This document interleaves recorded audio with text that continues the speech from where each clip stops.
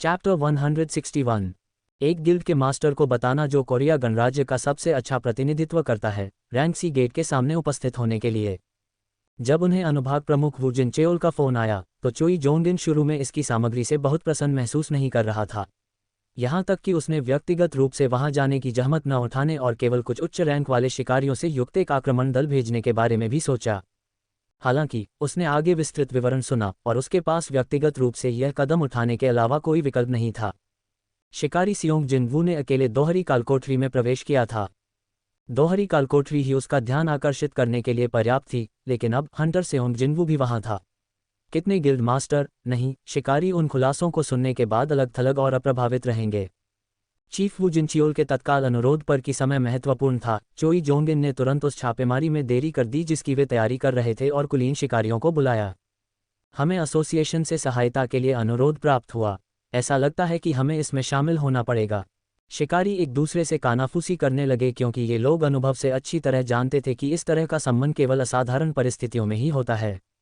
और ये तथ्य कि हंटर्स गिल्ड को बुलाना पड़ा, जो रैंक के गेट पर छापा मारने ही वाले थे, क्या अवसर की गंभीरता का उल्लेख करने की भी आवश्यकता थी। इसके अलावा इन शिकारियों को हाल ही में जापान से आने वाली ब्रेकिंग न्यूज के बारे में भी सुनना पड़ा, इसलिए उनके भीतर का हंगामा और भी बढ़ गया। कुछ हुआ क्या? जिस महिला के पास गिल्ड के उपाध्यक्ष के रूप में चोई जोंगिन के बाद दूसरा सर्वोच्च अधिकार था, उसने अपने बॉस से स्पष्टीकरण मांगा। उसने चाहे इनकी ओर पीछे मुड़कर देखा और उत्तर दिया। रैंक सी गेट के भीतर एक दोहरी कालकोठरी पाई गई। एक दोहरी कालकोठरी। चाहे इनने असमंजस में अपना सिर झुका लिया। बेशक दोहरी कालकोठरी के बारे में हर रोज सुनने को नहीं मिलता। एक और कालकोठरी के भीतर एक कालकोठरी पाई गई। ऐसा कोई रास्ता नहीं था कि ऐसी चीज हर समय घटित हो सके। हालांकि हंटर्स गिल्ड को बुलाया जा रहा था क्योंकि मामूली रैंक सी गेट से एक और कालकोठरी जुड़ी हुई थी। सामान्य ज्ञान के दृष्टिकोण से इसे समझना कठिन था। चोई जोंगिन फिर भी उसकी हैरानी भरी निगाहों की परवाह किए बिना बाहर निकलने के लिए तैयार हो गया, लेकिन फिर भी उसने उसके भ्रम को दूर करने के लिए उससे बात की। ऐसा लगता है जैसे हंटर सियोंग जिनवू अकेले ही किसी चीज से लड़ रहा है, चूंकि यह कोई और नहीं बल्कि एसोसिएशन का प्रमुख वू जिनचियोल है जो हमसे सहायता के लिए अनुरोध कर रहा है, और वह अपनी बुद्धि से भी डरा हुआ लग रहा था। इसलिए हंटर चोई जोंगिन ने उसकी आंखों में अचानक बदलाव देखने के बाद उससे पूछा। नहीं, ये कुछ भी नहीं है। अच्छी तरह से हाँ, ये हंटर सियोंग है जिसके बारे में हम बात कर रहे हैं, इसलिए उसके साथ कुछ भी गंभीर नहीं होगा, लेकिन फिर भी चलो फिर भी एक नज़र डालते हैं। चाहे इनने अपना सिर हिलाया और उनकी बातचीत सुन रहे अन्य शिकारियों ने भी जल्दी से अपना सामान पैक किया और तैयार हो गए। उनके गियर में पूरी तरह से हथियार शामिल थे जिनका उपयोग उन्हें छापे के दौरान करना था, लेकिन इसका मतलब यह नहीं था कि वे अपनी तैयारियों में लापरवाही बरत सकते थे। वहाँ एक व्यक्ति कम क्यों है? एक शिकारी गिनती कर रहा था, लेकिन किसी ने उसके कंधे को हल्के से थपथपाया। उसने ये देखने के लिए पीछे देखा कि यह कौन है, और उसका सहयोगी अपनी ठुड्डी से एक निश्चित कोने की ओर इशारा कर रहा था। वहां एक उदास चेहरे वाला एक आदमी घुटनों के बल बैठा हुआ था। सुजुकी, उसे रहने दो। ये बात उस शिकारी को तुरंत समझ आ गई। सुजुकी एक शिकारी था जिसकी हाल ही में खोज की गई थी और वह यहाँ दक्षिण कोरिया में जीवन बिताने के लिए जापान छोड़ गया था। ये स्पष्ट था कि वह अपने स्मार्टफोन से अपनी आंखें नहीं हटा पा रहा था, जो उसके गृह देश में हो रहे कालकोठरी ब्रेक के संबंध में एक के बाद एक ब्रेकिंग न्यूज जारी करता रहता था। हमें वही करना होगा जो हमें करना है। आओ चलना शुरू करें। हाँ, दो शिकारियों ने सुजुकी को जाने दिया और हंटर्स गिल्ड की निजी वैन में चढ़ गए, और इसलिए हंटर्स गिल्ड के कुलीन लोगों को ले जाने वाले वाहन तेजी से अपने नए गंतव्यों की ओर चले गए। किम नाम का एक रिपोर्टर घबरा गया और उसने जल्दी से सिगरेट को फेंक दिया। नीचे की जमीन रेत थी, लेकिन फिर भी उसे मारने के लिए बट पर पैर पटकने से उसकी सारी भावनाएं प्रकट हो गईं। हालांकि ये थोड़े समय तक ही चला। ये किसी मूर्खतापूर्ण सिगरेट बट पर अपना ध्यान बर्बाद करने का समय नहीं था। रिपोर्टर किम की नज़र फिर से खड़ी वैनों पर लौट आई। उसने सोचा कि उन वाहनों से बाहर निकलने वाला हर एक व्यक्ति परिचित लग रहा था, लेकिन जब उसने दूसरी बार देखा तो क्या वे हंटर्स गिल्ड के शीर्ष अभिजात वर्ग के लोग नहीं थे? जब वो उस गिल्ड के सभी प्रसिद्ध इक्के खोज रहा था तो उसे ध्यान ही नहीं आया कि उसकी उंगलियां जल रही थीं। चोई जोंगिन और चाहे इन यूं जियोंग हो भी, यहाँ तक कि सोहन की हून भी यहाँ है। यहाँ इन लोगों के साथ ये कहना अतिशयोक्ति नहीं होगी कि शिकारियों के सभी शीर्ष चेहरे सामने आ गए थे। उसने बिना किसी योजना के वू जिनचियोल का पीछा किया, लेकिन सोचने के लिए वो इस तरह के बड़े लोगों से भरे स्थान पर ठोकर खाएगा। और विचाराधीन गेट केवल सी रैंक का था। रिपोर्टर किम ने अपनी घबराहट भरी लार निगल ली। वो इसकी कल्पना भी नहीं कर सका कि इस समय अंदर क्या चल रहा था। अनुभाग प्रमुख वू जिन चेओल आमतौर पर बिल्ली को आसानी से बैग से बाहर निकाल देते थे, लेकिन फिर भी उन्होंने ये कहते हुए अपना मुंह कसकर बंद कर लिया कि यह अत्यंत गुप्त था। इसलिए किम के पास अपने चिंतित मन को शांत करने के लिए एक के बाद एक सिगरेट पीने के अलावा कोई विकल्प नहीं था। दरअसल कुछ समय पहले उसने जिन बटों को त्याग दिया था, उससे उसके पैरों के पास एक छोटा सा टीला बन गया। वू जिन चेओल ने रिपोर्टर किम की लालसा अभिव्यक्ति पर कोई ध्यान नहीं दिया और जल्दी से चोई जोंग इन से संपर्क किया। बाद वाला उस गेट से अपनी आंखें नहीं हटा सका, ठीक वैसे ही जैसे पहले वाले ने पहले कैसे प्रतिक्रिया व्यक्त की थी। क्या बकवास है, धिक्कार है, आखिर वो चीज़ क्या है? चोई जोंग इनके मुंह से अपशब्द अपने आप निकल पड़े। गेट से निकलने वाली आभा कितनी अशुभ थी। वू जिन चेओल के विपरीत, जिसके पास हाथापाई प्रकार के शिकारी के लिए असाधारण रूप से अच्छी समझ थी, चोई जोंग इन दक्षिण कोरिया का सबसे शक्तिशाली जादूगर था। बेक यूनहो और उसकी आइज ऑफ द बीस्ट के साथ साथ सेओंग जिन वू और उसकी संवेदी धारणा के अलौकिक स्तर के बाद कोई भी आत्मविश्वास से कह सकता है कि जब बात महसूस करने की बात आती है तो चोई जोंग इन देश में सर्वश्रेष्ठ था। जादुई ऊर्जा का प्रवाह। क्या आप ये कर सकते हैं? इस तरह वू जिन चियोल ने अपना प्रश्न तैयार किया। चोई जोंग इन ने उस प्रश्न में सिर्फ हमारे साथ यह असंभव था कि उपपाठ को नहीं छोड़ा। उसने कटु भाव से उत्तर दिया, आपने कहा कि हंटर सेओंग जिन वू अंदर है। हाँ, इसकी पुष्टि हो गई है। चोई जोंग इन ने गंभीरता से अपना सिर हिलाया। लेकिन निश्चित रूप से यदि वह नहीं होता तो इस पैमाने की लड़ाई में भाग लेने के लिए कौन सक्षम होता? नहीं, उसके अलावा और कौन इतनी जादुई ऊर्जा उत्सर्जित करने वाले प्रतिद्वंद्वी से बचाव करने में सक्षम था? क्या वो अकेले ही या कुछ और करके इस ग्रह को बचाने की कोशिश कर रहा है? वो अपने मन में ऐसा कहना चाहता था, लेकिन अंत में उसके शब्द फिर भी उसके मुंह से निकल गए। हालांकि स्पष्टीकरण मांगने के बजाय वू जिन चियोल ने भारी अभिव्यक्ति के साथ अपना सिर हिलाया। उसे ये काफी प्रशंसनीय लग रहा था। चाहे हम ऐसा कर सकें या नहीं, हमें फिर भी अंदर जाना ही होगा। आखिरकार हम हंटर सेओंग के ऋणी हैं। यदि अंदर के राक्षस कुछ ऐसे थे जिन्हें हंटर सेओंग और हंटर्स गिल्ड की संयुक्त ताकत से नहीं रोका जा सकता था, तो दक्षिण कोरिया में कोई भी उन्हें रोक नहीं सकता था। मतलब, यदि वे आज हंटर सेओंग की सहायता करके राक्षसों को नहीं मार सके तो कोई दूसरा अवसर नहीं होगा।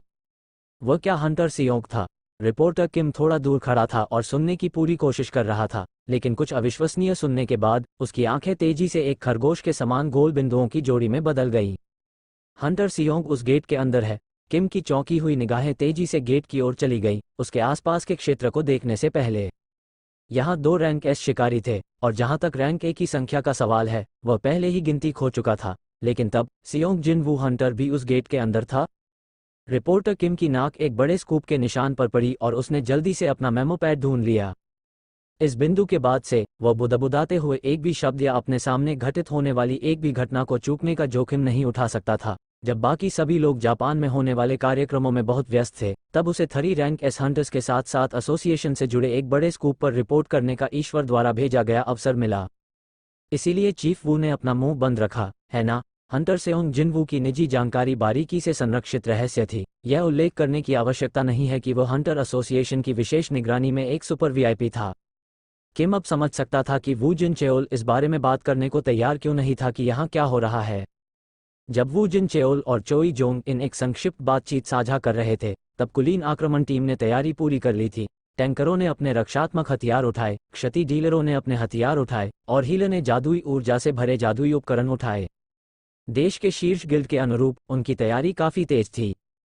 चोई जोंग इन ने थोड़ी देर के लिए चाहे इनसे नजरें मिलाई और अपना सिर हिलाया, चाहे इनने एक बार टीम के बाकी सदस्यों पर नजर डाली और सिर भी हिलाया। इसका मतलब था कि तैयारी और निरीक्षण अब समाप्त हो गया था।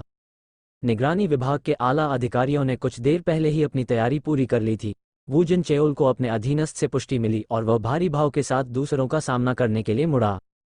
आओ चलना शुरू करें। उनके सामने का मार्ग अविश्वसनीय रूप से लंबा था। वे अपनी क्षमता के अनुसार सबसे तेज गति से आगे बढ़े, लेकिन वे फुल बोर रनिंग में शामिल नहीं हुए। भले ही वे सभी नामात्र के उच्च रैंक वाले शिकारी थे, उनकी व्यक्तिगत दौड़ की गति बहुत अलग थी। यही कारण है उनमें से चाहे इन विशेष रूप से तेज थी।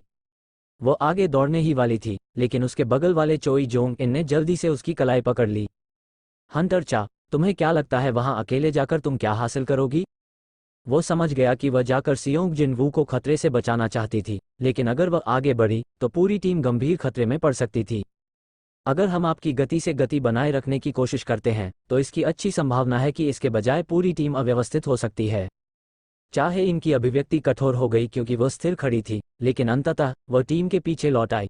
वू जिनचियोल ने उसे वापस जाते हुए देखा और धीरे से खुद से फुसफुसाया, मुझे लगता है कि अफवाह सच थी। जब चोई जोंग इन ने उससे सवाल किया तो वू जिनचेओल ने कुछ बहाने बताए। नहीं, यह कोई महत्वपूर्ण बात नहीं है। चोई जोंग इन ने अपना सिर थोड़ा झुकाया लेकिन फिर भी अपनी नज़र वापस अपने सामने की ओर कर ली। वह अशुभ जादुई ऊर्जा जिसके कारण उसकी त्वचा पर रोंगटे खड़े हो गए थे, वो अभी भी इस कालकोठरी के सबसे गहरे हिस्से से बाहर आ रही थी। उसे यहाँ उसके बारे में अपनी बुद्धि रखनी थी। उन्होंने ये भी सोचा कि यह हंटर सेओंग जिन वू के लिए भी वही कहानी होगी जो बाकी सभी से पहले यहाँ प्रवेश कर गया था। मैं प्रार्थना करता हूँ कि हमें बहुत देर न हो। फिलहाल हंटर सियोंग की सुरक्षा के लिए प्रार्थना करने के अलावा वह मदद करने के लिए कुछ भी नहीं कर सकता था। बेशक अपनी सतर्कता को कम किए बिना जितनी जल्दी हो सके आगे बढ़ रहा था।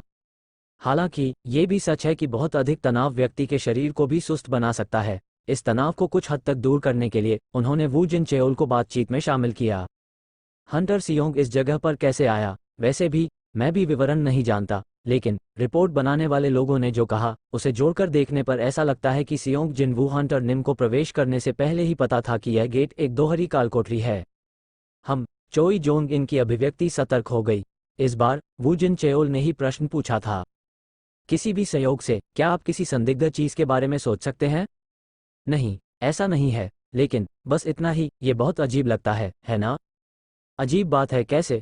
मैंने अतीत में सेओंग हंटर पर कुछ शोध किया था, आप देखिए। चोई जोंग इन एक विशाल गिल्ड का मास्टर था। अत्यधिक सक्षम व्यक्तियों के साथ एक गिल्ड बनाना उसका कर्तव्य था, इसलिए ये स्पष्ट था कि वह जिन वू के प्रति अत्यधिक रुचि रखेगा। इसी तरह की एक घटना थी। वू जिनचेओल ने व्यक्तिगत रूप से उस घटना की जांच की थी जिसके बारे में चोई जोंग इन बात कर रहा था। वह वास्तव में उस घटना के बारे में बहुत कुछ जानता था। उसने तुरंत समझ लिया कि हंटर्स गिल्ड का मास्टर यहाँ क्या कहना चाह रहा था। आधे साल से भी कम समय पहले हंटर सेओंग जिन वू को दोहरी कालकोठरी में जाने का अनुभव हुआ, और अब इतने समय के बाद उसने एक और की तलाश की और उसमें प्रवेश किया। जो लोग इस सत्य को जानते हैं वे आज की घटना को महज संयोग के रूप में नहीं देखेंगे, ठीक वैसे ही जैसे वू जिनचेओल ने भविष्यवाणी की थी। चोई जोंग इनके अगले शब्द उसी के बारे में थे। 2 बार खुद से दोहरी कालकोठरी का अनुभव करना, जबकि किसी के लिए भी अपने जीवन काल में इसे एक बार देखना लगभग असंभव होगा। इतना ही नहीं, वह स्वेच्छा से अपनी इच्छा से दूसरी कालकोठरी में चला गया। क्या तुम्हें यह अजीब नहीं लगता? वू जिनचियोल ने तुरंत अपना उत्तर नहीं दिया। जैसा कि चोई जोंग इन ने संकेत किया था, हंटर सेओंग के बारे में कई बातें रहस्य के पर्दे में छिपी हुई थी। दोहरी कालकोठरी पुनः जागृत और एक अनोखी क्षमता रखता है। हालांकि एक निर्विवाद तथ्य था, और वह ये कि सेओंग जिनवू एसोसिएशन के लिए नहीं, पूरे दक्षिण कोरिया देश के लिए पूरी तरह से अपरिहार्य था। और यही कारण है कि जब वू जिनचेओल को पता चला कि हंटर सेओंग सीधे इस गेट में चला गया है, तो उसने उच्च अधिकारियों की मंजूरी का इंतजार किए बिना हंटर्स गिल्ड से सहायता के लिए अनुरोध किया। चाहे कुछ भी हो, उन्हें हंटर सेओंग जिनवू की सुरक्षा सुनिश्चित करनी थी। बाद में उससे आवश्यक प्रश्न पूछने में देर नहीं होगी। अपना सिर उठाने से पहले वू जिनचेओल अपने विचारों में तैर गया। तो वहां जिस दूरी को पार करने में नियमित शिकारियों को लगभग 1 घंटे का समय लगता था, उसे इन उच्च श्रेणी के शिकारियों के तेजी से आगे बढ़ने से 10 मिनट से भी कम समय में पूरा किया गया। आखिरकार वे दूर तक इस गुफा का अंत देख सके। लगता है हम यहाँ हैं। हाँ, मैं इसे समझ सकता हूँ। वास्तव में उन्हें वहाँ किसी भयानक चीज का आभास हो गया था। उत्तर देते समय चोई जोंग इनका चेहरा सख्त हो गया। खून का रंग अभी उसके रंग से धीरे धीरे उतर रहा था। अभी वो जो एकमात्र सांत्वना सोच सकता था वह ये तथ्य था कि वह हंटर सेओंग जिनवू की उपस्थिति को भी महसूस कर सकता था। जब तक हंटर सेओंग ठीक है, ये ठीक है। इन विशिष्ट शिकारियों के समर्थन के साथ अपनी क्षमताओं को मिलाकर वे जीतेंगे, भले ही इस कालकोठरी के भीतर राक्षस कैसे भी हों। चोई जोंग इन ने खुद को उस विचारधारा के साथ आश्वस्त किया और टीम के बाकी सदस्यों को बुलाया। जल्दी करो। हंटर्स गिल्ड और एसोसिएशन के विशिष्ट शिकारी एक प्राचीन महल की याद दिलाने वाले विशाल द्वार के पार दौड़ पड़े।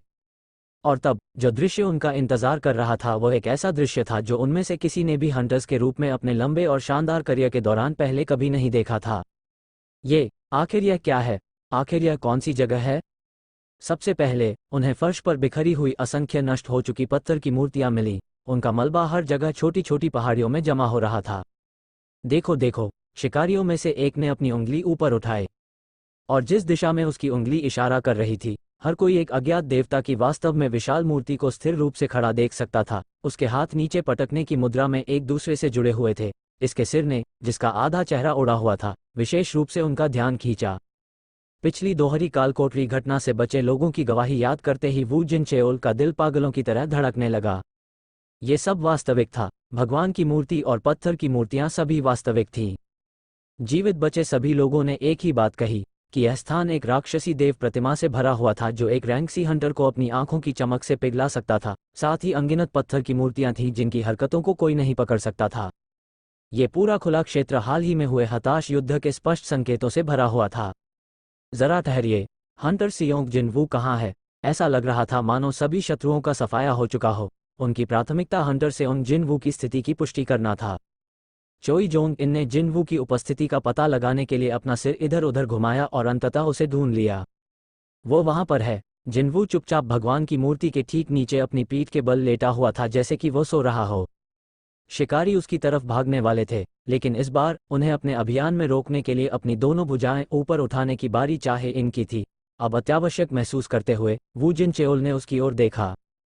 उसके सुडौल चेहरे की विशेषताएं इस समय ठंडे पसीने से पूरी तरह भीग चुकी थीं। उसने अपना निचला होंठ काटा और बोली, वहां पर कुछ है। ये तब था। जिनवू के बगल में घुटनों के बल बैठी एक निश्चित पत्थर की मूर्ति धीरे धीरे खड़ी हो गई। उसकी पीठ के सभी पंख फट गए थे और उसकी केवल एक भुजा बची थी। मुझे आप इंसानों को यहाँ आमंत्रित करना याद नहीं है। देवदूत की मूर्ति पूरी तरह से खड़ी हो गई और उसने मंदिर में घुसपैठ करने वाले शिकारियों पर अपनी नजरें गड़ा दी। उसके होठों का कोना अचानक ऊपर उठ गया। चैप्टर 162। वे सभी एकदम निःशब्द हो गए। इससे अधिक उपयुक्त वर्णन नहीं हो सकता था। चोई जंगहून भूल गया कि वह क्या कहना चाहता था, लेकिन वह किसी बात को लेकर निश्चित था। इस द्वार में प्रवेश करने से पहले उसे जिस अशुभ ऊर्जा का एहसास हुआ, उसका स्रोत वह जीवित मूर्ति थी। उस चीज से रिसने वाली जादुई ऊर्जा इतनी अधिक थी कि उसकी दृष्टि में उस मृत प्राणी के आसपास की जगह घूमती हुई प्रतीत होती थी। वो बस दूर से उसे देख रहा था, फिर भी उसके पूरे शरीर पर रोंगटे खड़े हो रहे थे। उसकी नज़र जिनवू की ओर पुनः निर्देशित थी। हंटर सेओंग जैसे ताकतवर व्यक्ति को बेहोश पड़ा देखना कुछ समझ में आता है, अगर वो उस जैसी चीज के खिलाफ लड़ाई में था। इस तरह की चीज के खिलाफ लड़ना, साथ ही इन सभी अन्य दुश्मनों, पत्थर की मूर्तियों को नष्ट करने के लिए पर्याप्त रास्ता ढूंढना केवल सटीक रूप से संभव था क्योंकि यह हंटर सेओंग जिनवू था और कोई और नहीं। उसके दिल में प्रशंसा के अलावा कुछ भी महसूस नहीं हुआ। तथापि अब ऐसे प्रतिद्वंद्वी से लड़ने की हमारी बारी है। पसीने की एक मोटी बूंद उसके चेहरे के किनारे से फिसलकर उसकी ठुड्डी पर रुक गई। इस एक राक्षस की ताकत आसानी से जेजू द्वीप पर दिखाई देने वाली उत्परिवर्तित चींटी से अधिक हो गई। नहीं, शुरुआत में यह अज्ञात था कि यह दुश्मन वास्तव में एक राक्षस था या नहीं। उसकी सूखी लार दर्द के साथ उसके गले से नीचे बह निकली। चोई जोंग इन ने उनकी तरफ देखा और पाया कि चाहे इन और वू जिन चेओल का रंग भी डर से बिल्कुल पीला पड़ गया था। इन दोनों ने दुश्मन की ताकत की गहराई का भी अंदाजा लगा लिया था और अंदर ही अंदर घबरा रहे थे। दूसरी ओर उनके पीछे के शिकारी पूरी तरह से किसी और चीज से आश्चर्यचकित हो रहे थे। क्या वो बात यूं ही बोल गई? रुको, मैंने अभी गलत तो नहीं सुना? एक राक्षस हमारी भाषा बोल सकता है? शिकारियों ने एक दूसरे पर नजरें डाली। उनके चेहरे अविश्वास से भर गए। ऐसा कुछ असंभव लग रहा था। ये पहले से ही सार्वजनिक ज्ञान था कि बुद्धि वाले राक्षस अपनी ही भाषा बोलते हैं। जब ये द्वार पहली बार दिखाई देने लगे तो कुछ लोगों ने राक्षसों की भाषा सीखने की कोशिश की। निस्संदेह उनके सभी प्रयास विफलता में समाप्त हुए। उसका एकमात्र कारण राक्षसों की हिंसक प्रवृत्ति थी। बड़ी कठिनाइयों के माध्यम से जीवित पकड़ लिए गए राक्षस मनुष्यों के आसपास उतने लंबे समय तक टिके नहीं रह सकते थे जितने समय तक वे संपर्क में रहे। भले ही उनके पूरे शरीर को रोक दिया गया था, फिर भी वे मनुष्यों पर हमला करने की कोशिश में चारों ओर उत्पात मचाने की कोशिश करते थे। तब भी जब उनके मांस के फटने और उनकी हड्डियों के आधे हिस्से में टूटने के तीव्र दर्द के तहत अंत में या तो उन्हें उनके मानव बंधकों द्वारा मार दिया गया या उनके क्रोध के ज्वार के खिलाफ जीतने में असमर्थ होने के कारण स्वाभाविक रूप से मर गए। राक्षसों और मनुष्यों का एक साथ रहना असंभव है, उनसे संवाद करना भी असंभव है। दुनिया भर के राक्षसों पर शोध करने वाले वैज्ञानिक इस सर्वसम्मत निष्कर्ष पर पहुंचे जिसके बारे में वे पूरी तरह से आश्वस्त थे। हालांकि उनकी आंखों के सामने राक्षस कोरियाई भाषा में ऐसे बात कर रहा था जैसे कि वो दुनिया की सबसे स्वाभाविक चीज हो। एक राक्षस जिसे सदी की खोज के रूप में देखा जा सकता था, उसने प्रवेश कर लिया था, लेकिन किसी कारण से इन सभी शिकारियों ने अपने दिलों में भय की इस अकथनीय भावना को महसूस किया। यह मौलिक प्रवृत्ति द्वारा बजाई गई चेतावनी की घंटी थी जिसे केवल इन लोगों जैसे प्रथम श्रेणी के शिकारियों द्वारा ही पहचाना जा सकता था। देवदूत की मूर्ति ने एक कदम आगे बढ़ाया, जिससे कांपते शिकारी जल्दी से पीछे हट गए। जीव ने धीरे धीरे अपनी निगाहें बाएं से दाएं घुमाई जैसे कि इन मनुष्यों की दृष्टि और उनके भय और आतंक की अभिव्यक्तियों की सराहना कर रहा हो। ओह, मजबूत इंसान! मूर्ति ने बोलते हुए शिकारियों को इस नज़र से देखना शुरू किया जैसे कोई स्वादिष्ट नाश्ता ढूंढ रहा हो। ऐसा लगता है कि राजा के लिए तैयार किए गए पहले बलिदानों में कोई कमी नहीं है। यदि कोई सांप मुस्कुरा सकता है तो क्या यह उतना ही घृणित होगा जितना इस प्राणी पर मुस्कुरा रहा था। देवदूत की मूर्ति के चेहरे पर उभरी मुस्कुराहट से शिकारियों की हरकतें सख्त हो गईं। राजा, क्या यहाँ कोई और राक्षस हो सकता था? चोई जोंग इनका सिर थोड़ी देर के लिए बगल की ओर झुक गया, लेकिन उसके लिए यह बहुत बुरा था। अब यह विश्लेषण करने का समय नहीं था कि राक्षस क्या कह रहा था। देवदूत की मूर्ति ने फर्श पर बिखरी पत्थर की मूर्तियों में से एक की बांह को चीर दिया। यह क्या करने की कोशिश कर रहा है? शिकारी और उनका भ्रम अधिक समय तक नहीं रहा। इसने फटे हुए हाथ को अपने दाहिने कंधे की सॉकेट में रख दिया, जिसमें पहले से ही एक अंग गायब था, और दोनों हिस्से अचानक अपने आप जुड़ने लगे। जैसे ही शिकारी आश्चर्य से हौंफने लगे, देवदूत की मूर्ति ने नव पुनर्जीवित हाथ को इधर उधर घुमाया। ये तब था। मूर्ति अचानक शिकारियों के सामने प्रकट हो गई। उनके पास जवाब देने का भी समय नहीं था। देवदूत की मूर्ति ने अपनी दाहिनी भुजा से झूला झूला। समूह के सामने खड़े शिकारी का चेहरा अंदर की ओर कुचला हुआ था। शिकारी और उसका कुचला हुआ चेहरा पीछे की ओर उड़ गया और दीवार से जा टकराया। आसपास के अन्य शिकारियों ने तत्काल पलटवार किया, लेकिन तब तक देवदूत की मूर्ति जा चुकी थी। जीव अब पहले की तरह उसी स्थान पर खड़ा था जैसे कि उसने पहले कभी कोई हलचल ही न की हो। दरअसल वह अपने नए जुड़े दाहिने हाथ और अपनी उंगलियों से हरकत करने में व्यस्त था। ऐसा लग रहा था जैसे वह परीक्षण कर रहा हो कि उसका नया अंग ठीक से काम कर रहा है या नहीं। शिकारियों को देर से पता चला कि उनमें कोई हताहत हुआ है और वे पीड़ा में चिल्लाने लगे। वह तुरंत मारा गया। दक्षिण कोरिया के सर्वश्रेष्ठ गिल्ड के लिए काम करने वाला एक रैंक ए टैंकर एक ही हमले में मर गया था। देवदूत की मूर्ति को घूरते हुए चोई जोंग इनकी आंखें अब अस्थिर रूप से हिलने लगी। हंटर सियोंग जिनवू ने ऐसी किसी चीज के खिलाफ अकेले ही लड़ाई लड़ी। अपने एक साथी को खोने के दर्द के बजाय उसका मन अस्पष्टता की इस निराशाजनक भावना से उबर गया था कि वह नहीं जानता था कि वर्तमान स्थिति से कैसे बाहर निकला जाए। दुर्भाग्य से हर कोई चोई जोंग इन जैसी तर्कसंगत विचार प्रक्रिया में सक्षम नहीं था। महिला शिकारियों में से एक, मृतक शिकारी की प्रेमिका, चिल्लाई और गुस्से में आगे बढ़ गई। जब वो ऐसा कर रही थी तो उसके दोनों हाथों में आग की एक जोड़ी तेज जल रही थी। जैसे ही वो आग की लपटें उठाने वाली थी, किसी ने पीछे से उसकी कलाइयां पकड़ लीं। महिला शिकारी ने अपनी तरफ देखा और पाया कि उसके ध्यान देने से पहले ही चाहे इन उसके पास आ गई थी। मादा शिकारी ने अपना हाथ हिलाया और चिल्लाई, मुझे जाने दो बड़ी बहन, तुम्हें इसे वापस रखना होगा। मैंने कहा, मुझे अभी जाने दो, कृपया आपको इसे वापस रखना होगा। महिला शिकारी ने सीधे चाहे इनके चेहरे पर नजर डाली। जब उसने अपना निचला होंठ काटा तो उसके चेहरे पर गंभीर लेकिन दृढ़ अभिव्यक्ति थी। मैं भी पीछे हट रही हूं, तुम्हें पता है। चाहे इनकी कठोर अभिव्यक्ति के कारण महिला शिकारी ने गुस्से में इधर उधर छटपटाना बंद कर दिया, क्योंकि वह भी जानती थी कि उस राक्षस को उत्तेजित करना नासमझी है जिसने शुरुआती हमले के बाद अपने समूह में कोई दिलचस्पी नहीं दिखाए। बात बस इतनी सी थी कि उसे खुद को रोक पाना लगभग असंभव लग रहा था। वह जिससे प्यार करती थी उसकी भयानक मौत हो गई, फिर भी वह कुछ नहीं कर पाई। मादा शिकारी दम तोड़कर सिसकने लगी। एक बार जब उसने जल्दबाजी में निर्णय लेने के संकेत दिखाना बंद कर दिया तो चाहे इनने अपना ध्यान दूर जमीन पर पड़े जिनवू पर केंद्रित कर दिया। वास्तव में महिला शिकारी अकेली नहीं थी जो खुद को रोक रही थी। किसी कारण से राक्षस ने समूह पर हमला करना बंद कर दिया था और जिनवू को कोई चोट नहीं आई क्योंकि वह सामान्य रूप से सांस लेता रहा। उसकी अभिव्यक्ति शांतिपूर्ण थी, मानो वो अभी सो रहा हो। अभी के लिए उसे और अन्य लोगों को जिनवू के जागने तक जितना संभव हो सके उतना समय निकालना पड़ा। वह सर्वोत्तम था जो वे कर सकते थे। ये तब था। देवदूत की मूर्ति ने अपने शरीर को इधर उधर हिलाया, इससे पहले कि उसके होठों से हंसी अचानक फूट पड़े।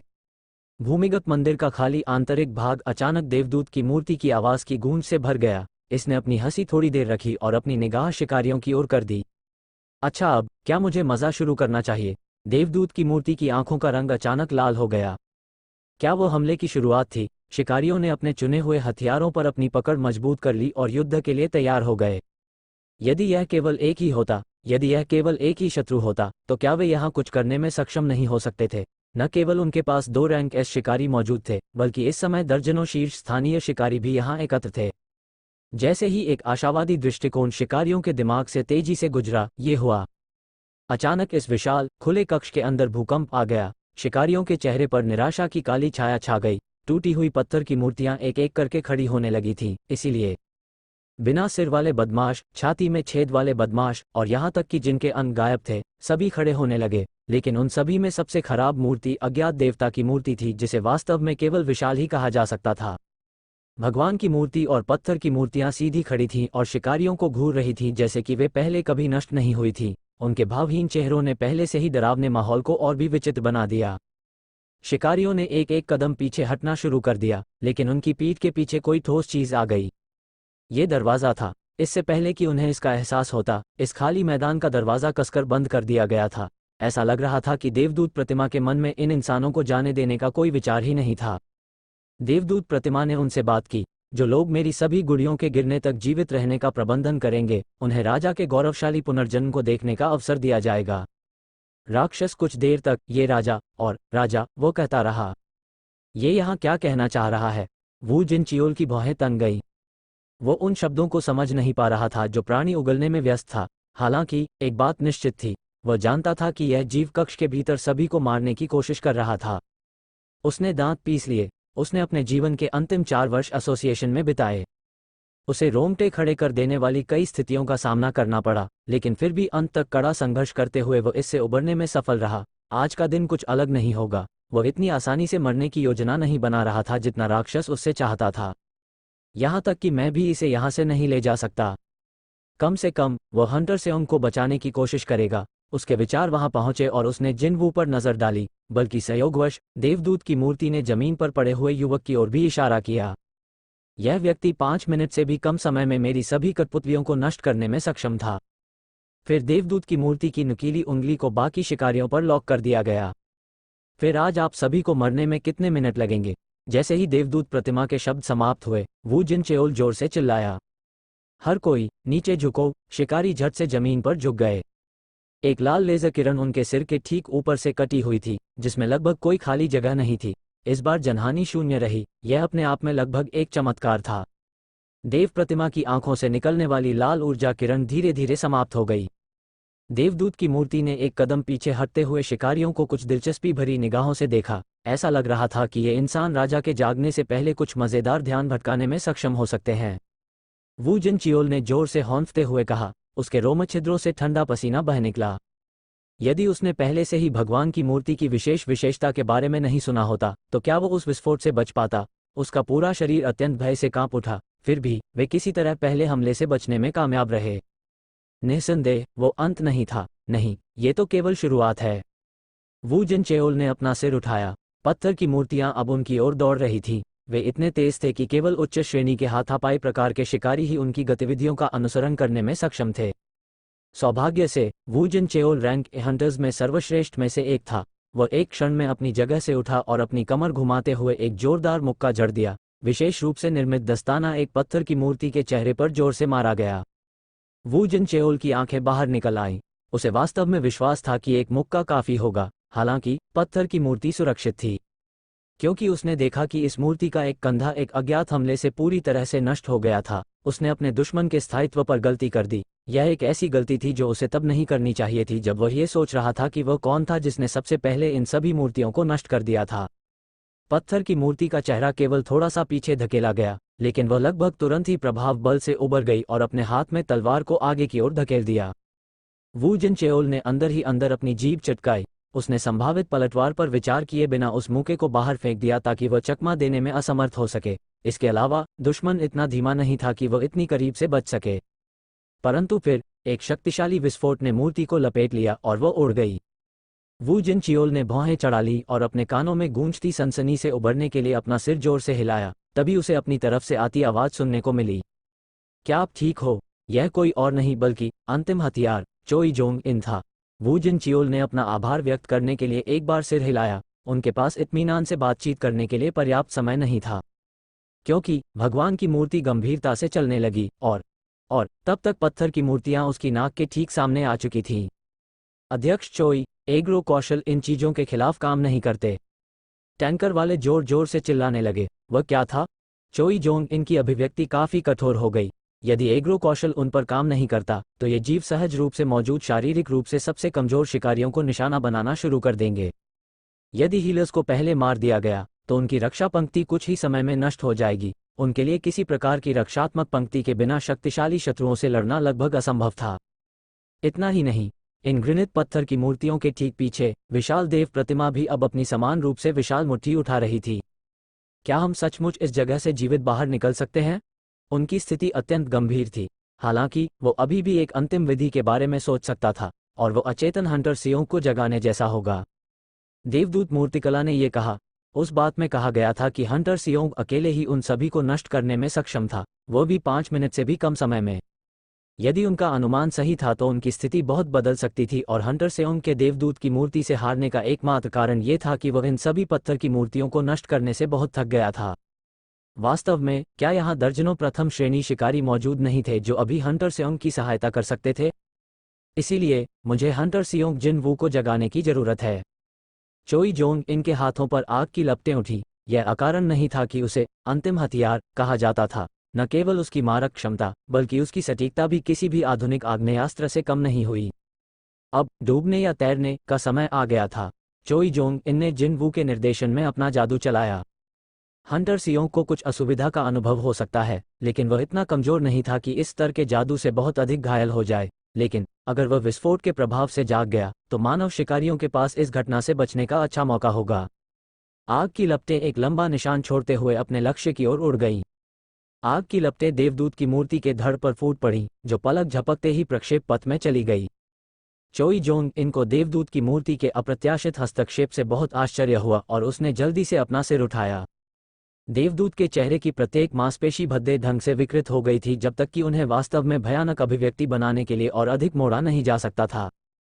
पहली बार देवदूत की मूर्ति ने मुस्कुराना बंद कर दिया और अपने नुकीले दांत दिखाए। तुम्हारी हिम्मत कैसे हुई राजा की नींद में खलल डालने की? चैप्टर 163। राजा कौन था? चोई जोंग इनको ये भी पता नहीं चल सका कि देवदूत की मूर्ति क्या कह रही थी, और उसने अचंभे में होकर वापस पूछा, आपने अभी अभी क्या कहा? हालांकि देवदूत प्रतिमा ने कोई उत्तर नहीं दिया।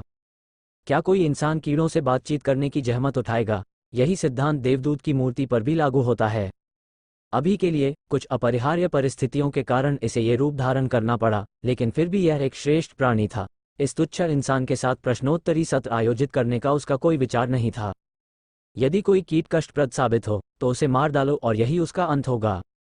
देवदूत की मूर्ति ने अपनी मुट्ठी हवा में उठाई और हथौड़े की तरह उसे नीचे गिरा दिया। यह अत्यंत तीव्र गति से सीधे चोई जोंग इनके सिर की ओर उतरा।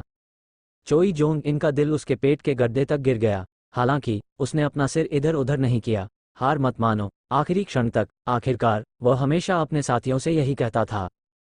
हालांकि मुट्ठी उसके सिर के ऊपर गिरने से पहले प्रकाश की एक चमक उसकी आंखों के पार चली गई।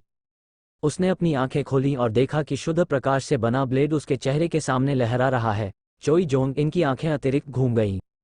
हंटर चाहे इन वहां खड़ी थी, ब्लेड ऑफ लाइट कौशल के साथ देवदूत की मूर्ति की मुट्ठी को रोक रही थी। यदि वह 1 मिलीसेकंड भी देर से होती तो चोई जोंग इनके सिर पर गंदगी के छींटे पड़ जाते। जबकि उसने अंदर से राहत की सांस ली, उसने उससे स्पष्ट शब्दों में बात की, मैं यहां से कार्यभार संभालूंगा, इसलिए कृपया अन्य शिकारियों की मदद करने जाएं, अध्यक्ष। समझ गया। चोई जोंग इन चला गया और पत्थर की मूर्तियों से लड़ने में व्यस्त अन्य शिकारियों को सहायता प्रदान करना शुरू कर दिया। इस बीच देवदूत की मूर्ति ने चाहे इनकी तलवार को देखा, जो अब रोशनी से चमक रही थी, और उसकी आंखें तुरंत जिज्ञासा से भर गईं। सोचने के लिए जिनवू के अलावा एक और इंसान था जो उसके हमले को रोक सकता था।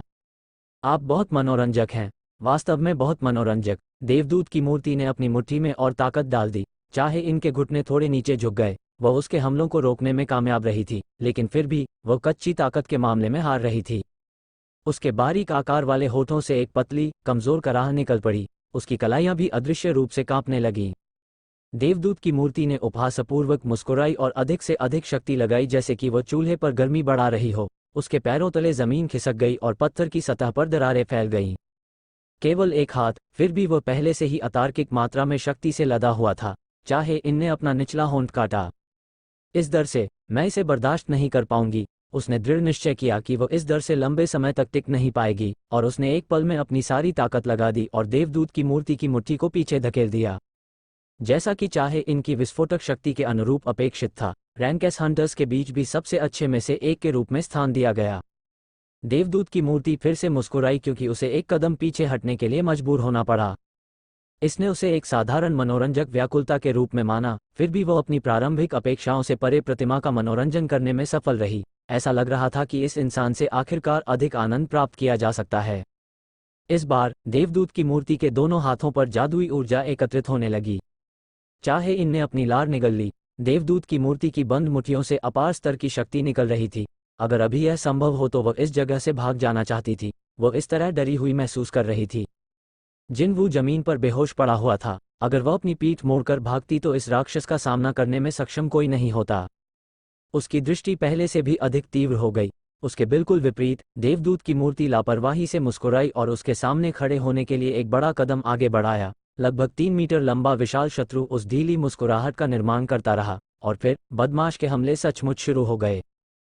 ठीक वैसे ही जैसे उसने जिनवू के खिलाफ किया था, देवदूत की मूर्ति ने अपनी दोनों मुट्ठियों से अंधाधुंध मुक्का मारा। ये कुछ हद तक खेदजनक था कि अब इसकी केवल 2 भुजाएं थीं, लेकिन फिर भी यह इस मानव के स्तर के लिए पर्याप्त से अधिक थी। भींची हुई मुट्ठियां गोलियों की बौछार की तरह बरस रही थीं। चाहे इनकी भौहें ऊपर उठ गई, तलवार के साथ नृत्य। उसकी हरकतें काफी तेज हो गई, जैसे कि वह कोई नृत्य कर रही हो, और उसकी तलवार हवा में स्टाइलिश चाप खींच रही थी। दुर्भाग्य से देवदूत की मूर्ति के घूंसे बहुत तेज थे और जवाबी हमला करने के बजाय वह केवल अपना बचाव कर सकी।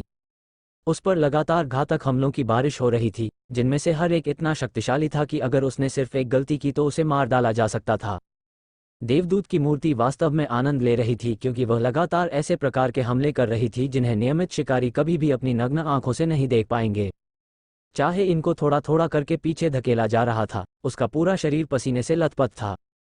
क्या इसीलिए, या क्या वो अंततः अपनी सीमा तक पहुंच गई? उसके गीले हाथ फिसल गए और वह देवदूत की मूर्ति के एक हमले से चूक गई। यह उसकी ओर से एक दर्दनाक गलती थी। उसकी तलवार मूके को रोकने में विफल रही और पूरी तरह से फिसलने से पहले वह उसके कंधे पर लगी। चाहे इन अपने दांत पीसते हुए जल्दी से पीछे हट गई। दुर्भाग्य से उसकी हड्डियां टूट गई होंगी, क्योंकि वह अपने कंधे से कुछ भी महसूस नहीं कर पा रही थी, और इसलिए उसने उस अंदाज में अपना बायां हाथ खो दिया। उसने निराश, खेदजनक दृष्टि से अपनी लंगड़ी बाईं भुजा की ओर देखा।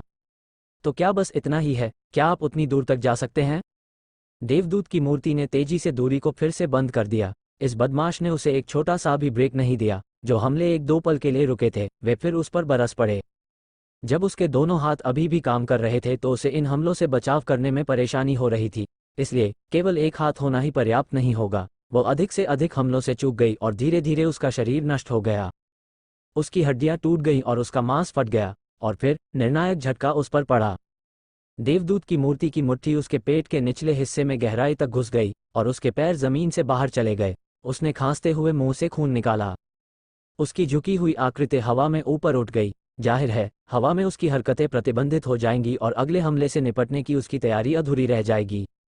इस बिंदु पर देवदूत की मूर्ति ने अंततः टूटे हुए खिलौने के प्रति अपनी रुचि खो दी थी। कार्यवाही खत्म करने के लिए देवदूत की मूर्ति सबसे पहले फर्श पर गिरती हुई महिला के पास पहुंची। इसने अपना हाथ सीधा करके ब्लेड बना लिया और उसकी छाती पर निशाना साधा।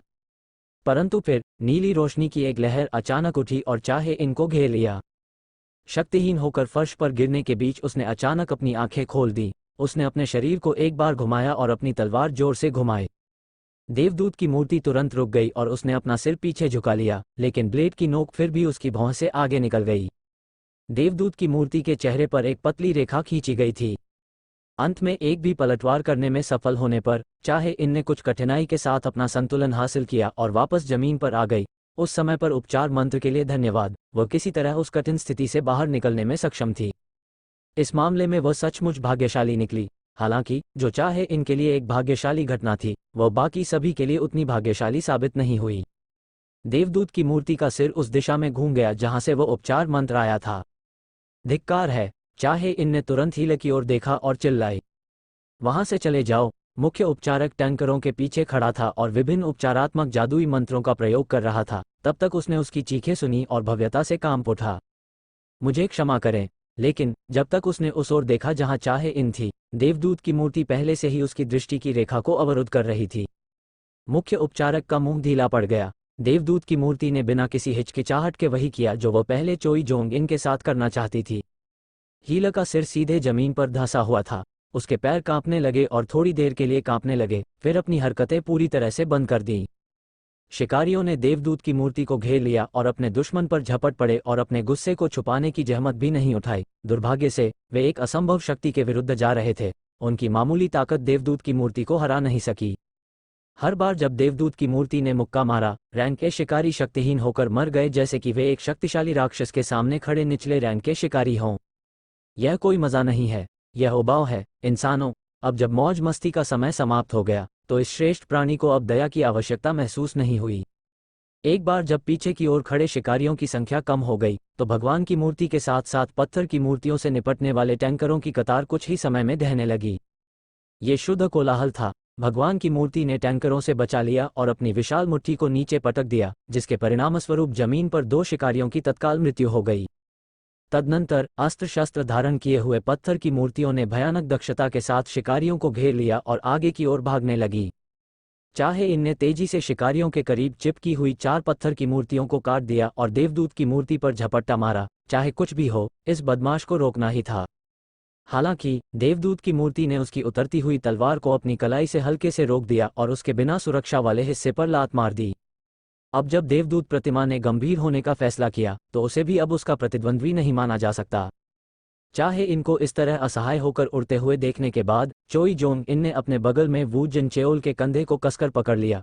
उत्तरार्ध ने अभी अभी एक पत्थर की मूर्ति को जमीन पर गिराना समाप्त किया था और उसने तुरंत आश्चर्य से अपने पीछे देखा। मैं उनका ध्यान अपनी ओर आकर्षित करने का प्रयास करूंगा। चीफ वू, तुम जाओ और हंटर से उनको जगाओ, यही एकमात्र तरीका है।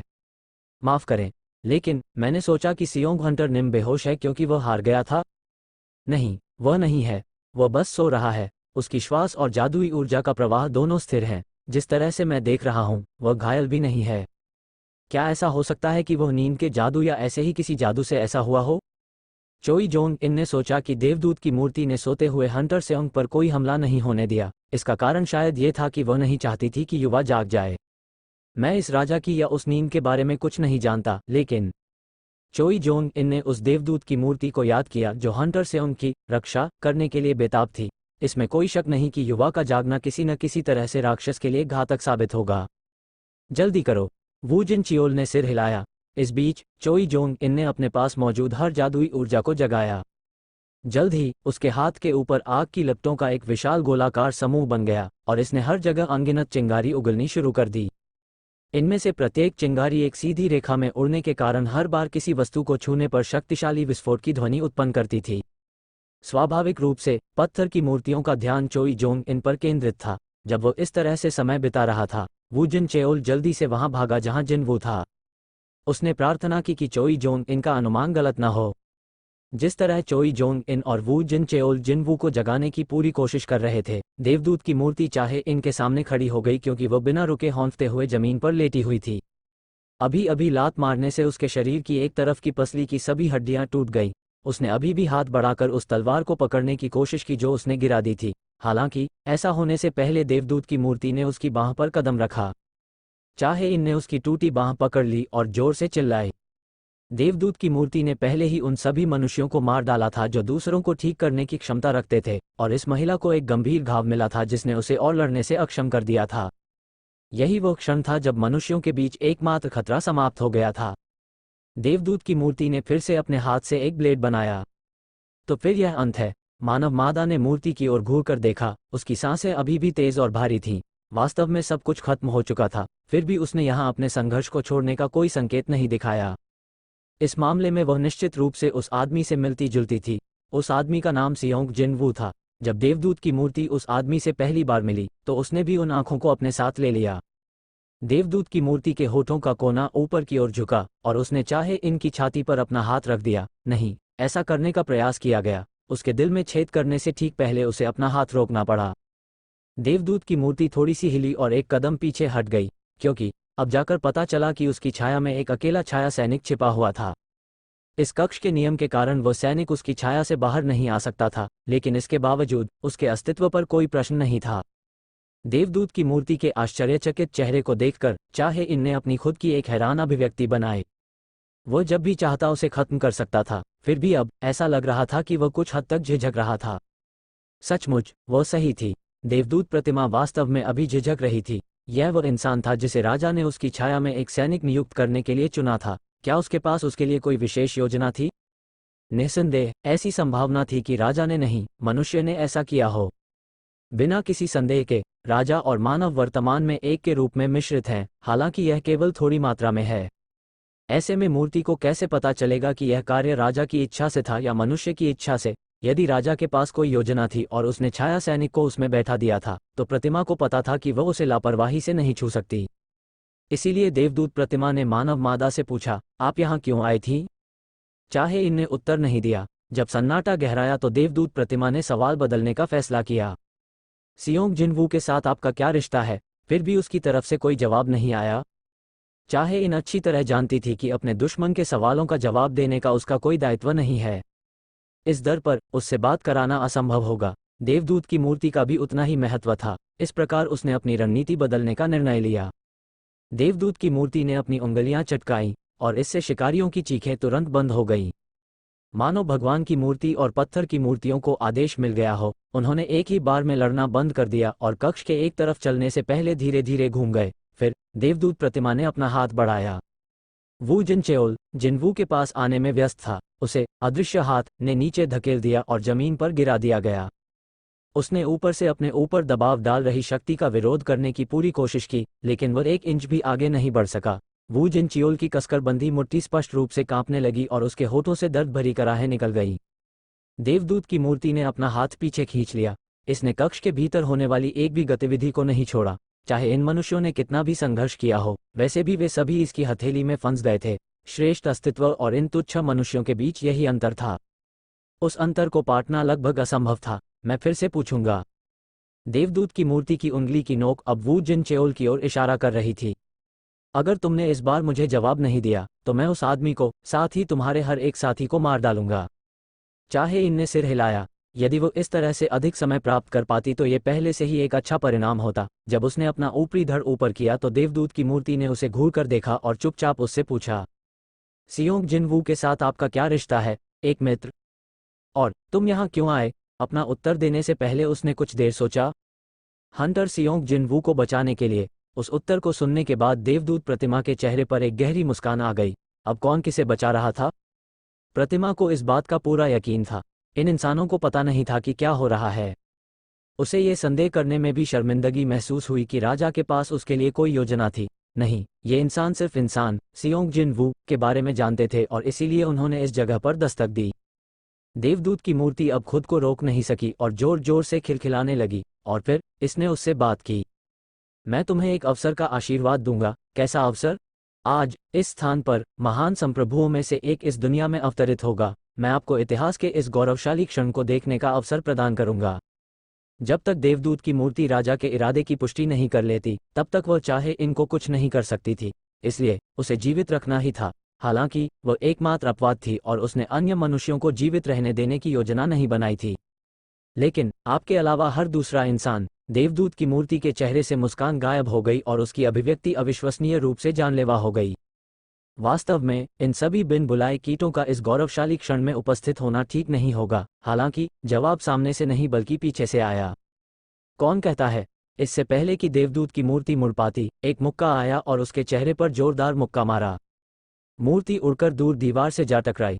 तीव्र प्रभाव के कारण दीवार की सतह पर दरारें आ गईं और मलबा फर्श पर गिर गया। इससे पहले कि देवदूत की मूर्ति जमीन पर गिरती, जिनवू प्राणी के सामने खड़ा हो गया। उसने उसकी गर्दन कसकर पकड़ ली और उस पर गुर्राने लगा। जिनवू का दूसरा हाथ उसकी दाहिनी छाती को दबा रहा था। दरअसल वह इसका सपना नहीं देख रहा था।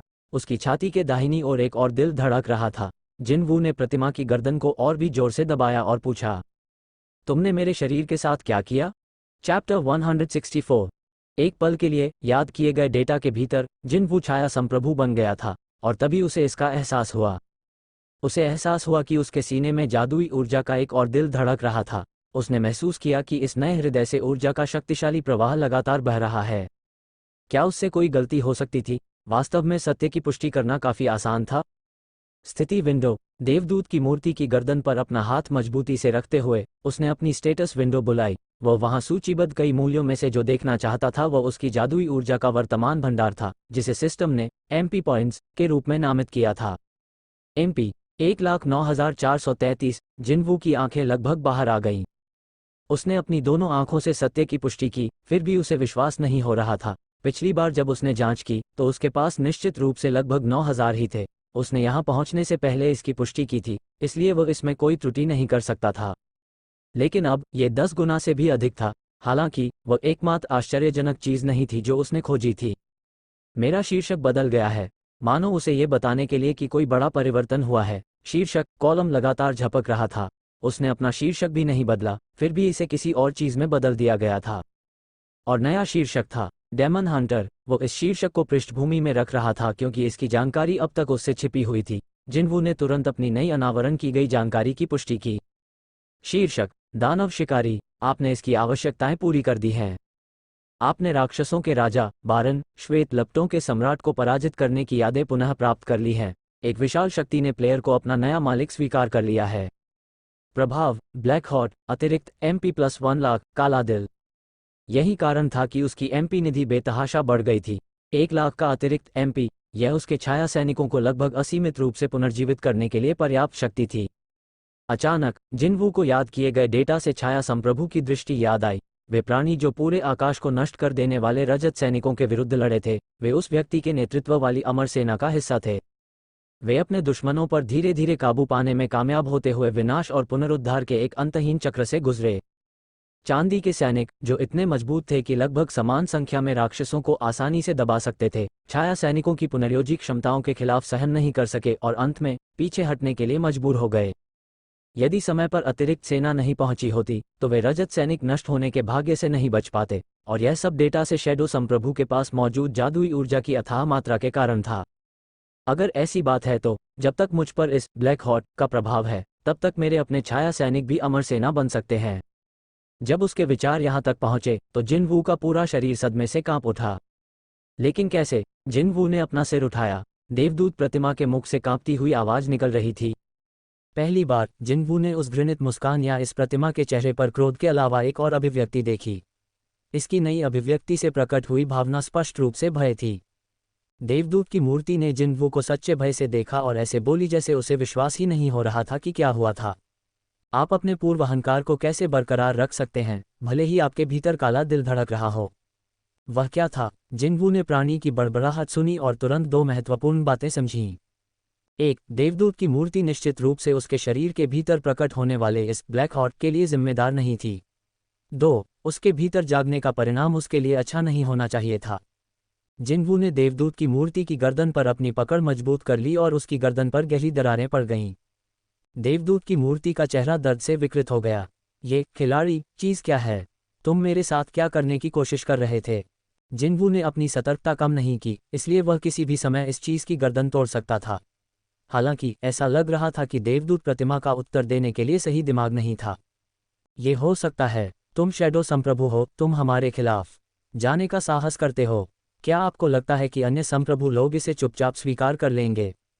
देवदूत की मूर्ति ने जिन्वू की ओर देखा और कुछ बकवास बड़बड़ाती रही। जिन्वू की उंगलियां देवदूत की मूर्ति की गर्दन में काफी गहराई तक घुस गईं। यदि वह बस अपनी उंगलियां पीछे खींच लेता तो प्राणी की गर्दन टुकड़े टुकड़े हो जाती। प्रचंड वेदना कहीं न कहीं उसके वास्तविक शरीर में पूर्ण रूप से संचारित हो गई थी। देवदूत की मूर्ति ऊंचे आकाश तक चिल्लाए, मेरे प्रश्न का जवाब दो। यही कारण है कि वह आगे बढ़ा और परीक्षा का परिणाम पूछने का अधिकार प्राप्त कर लिया।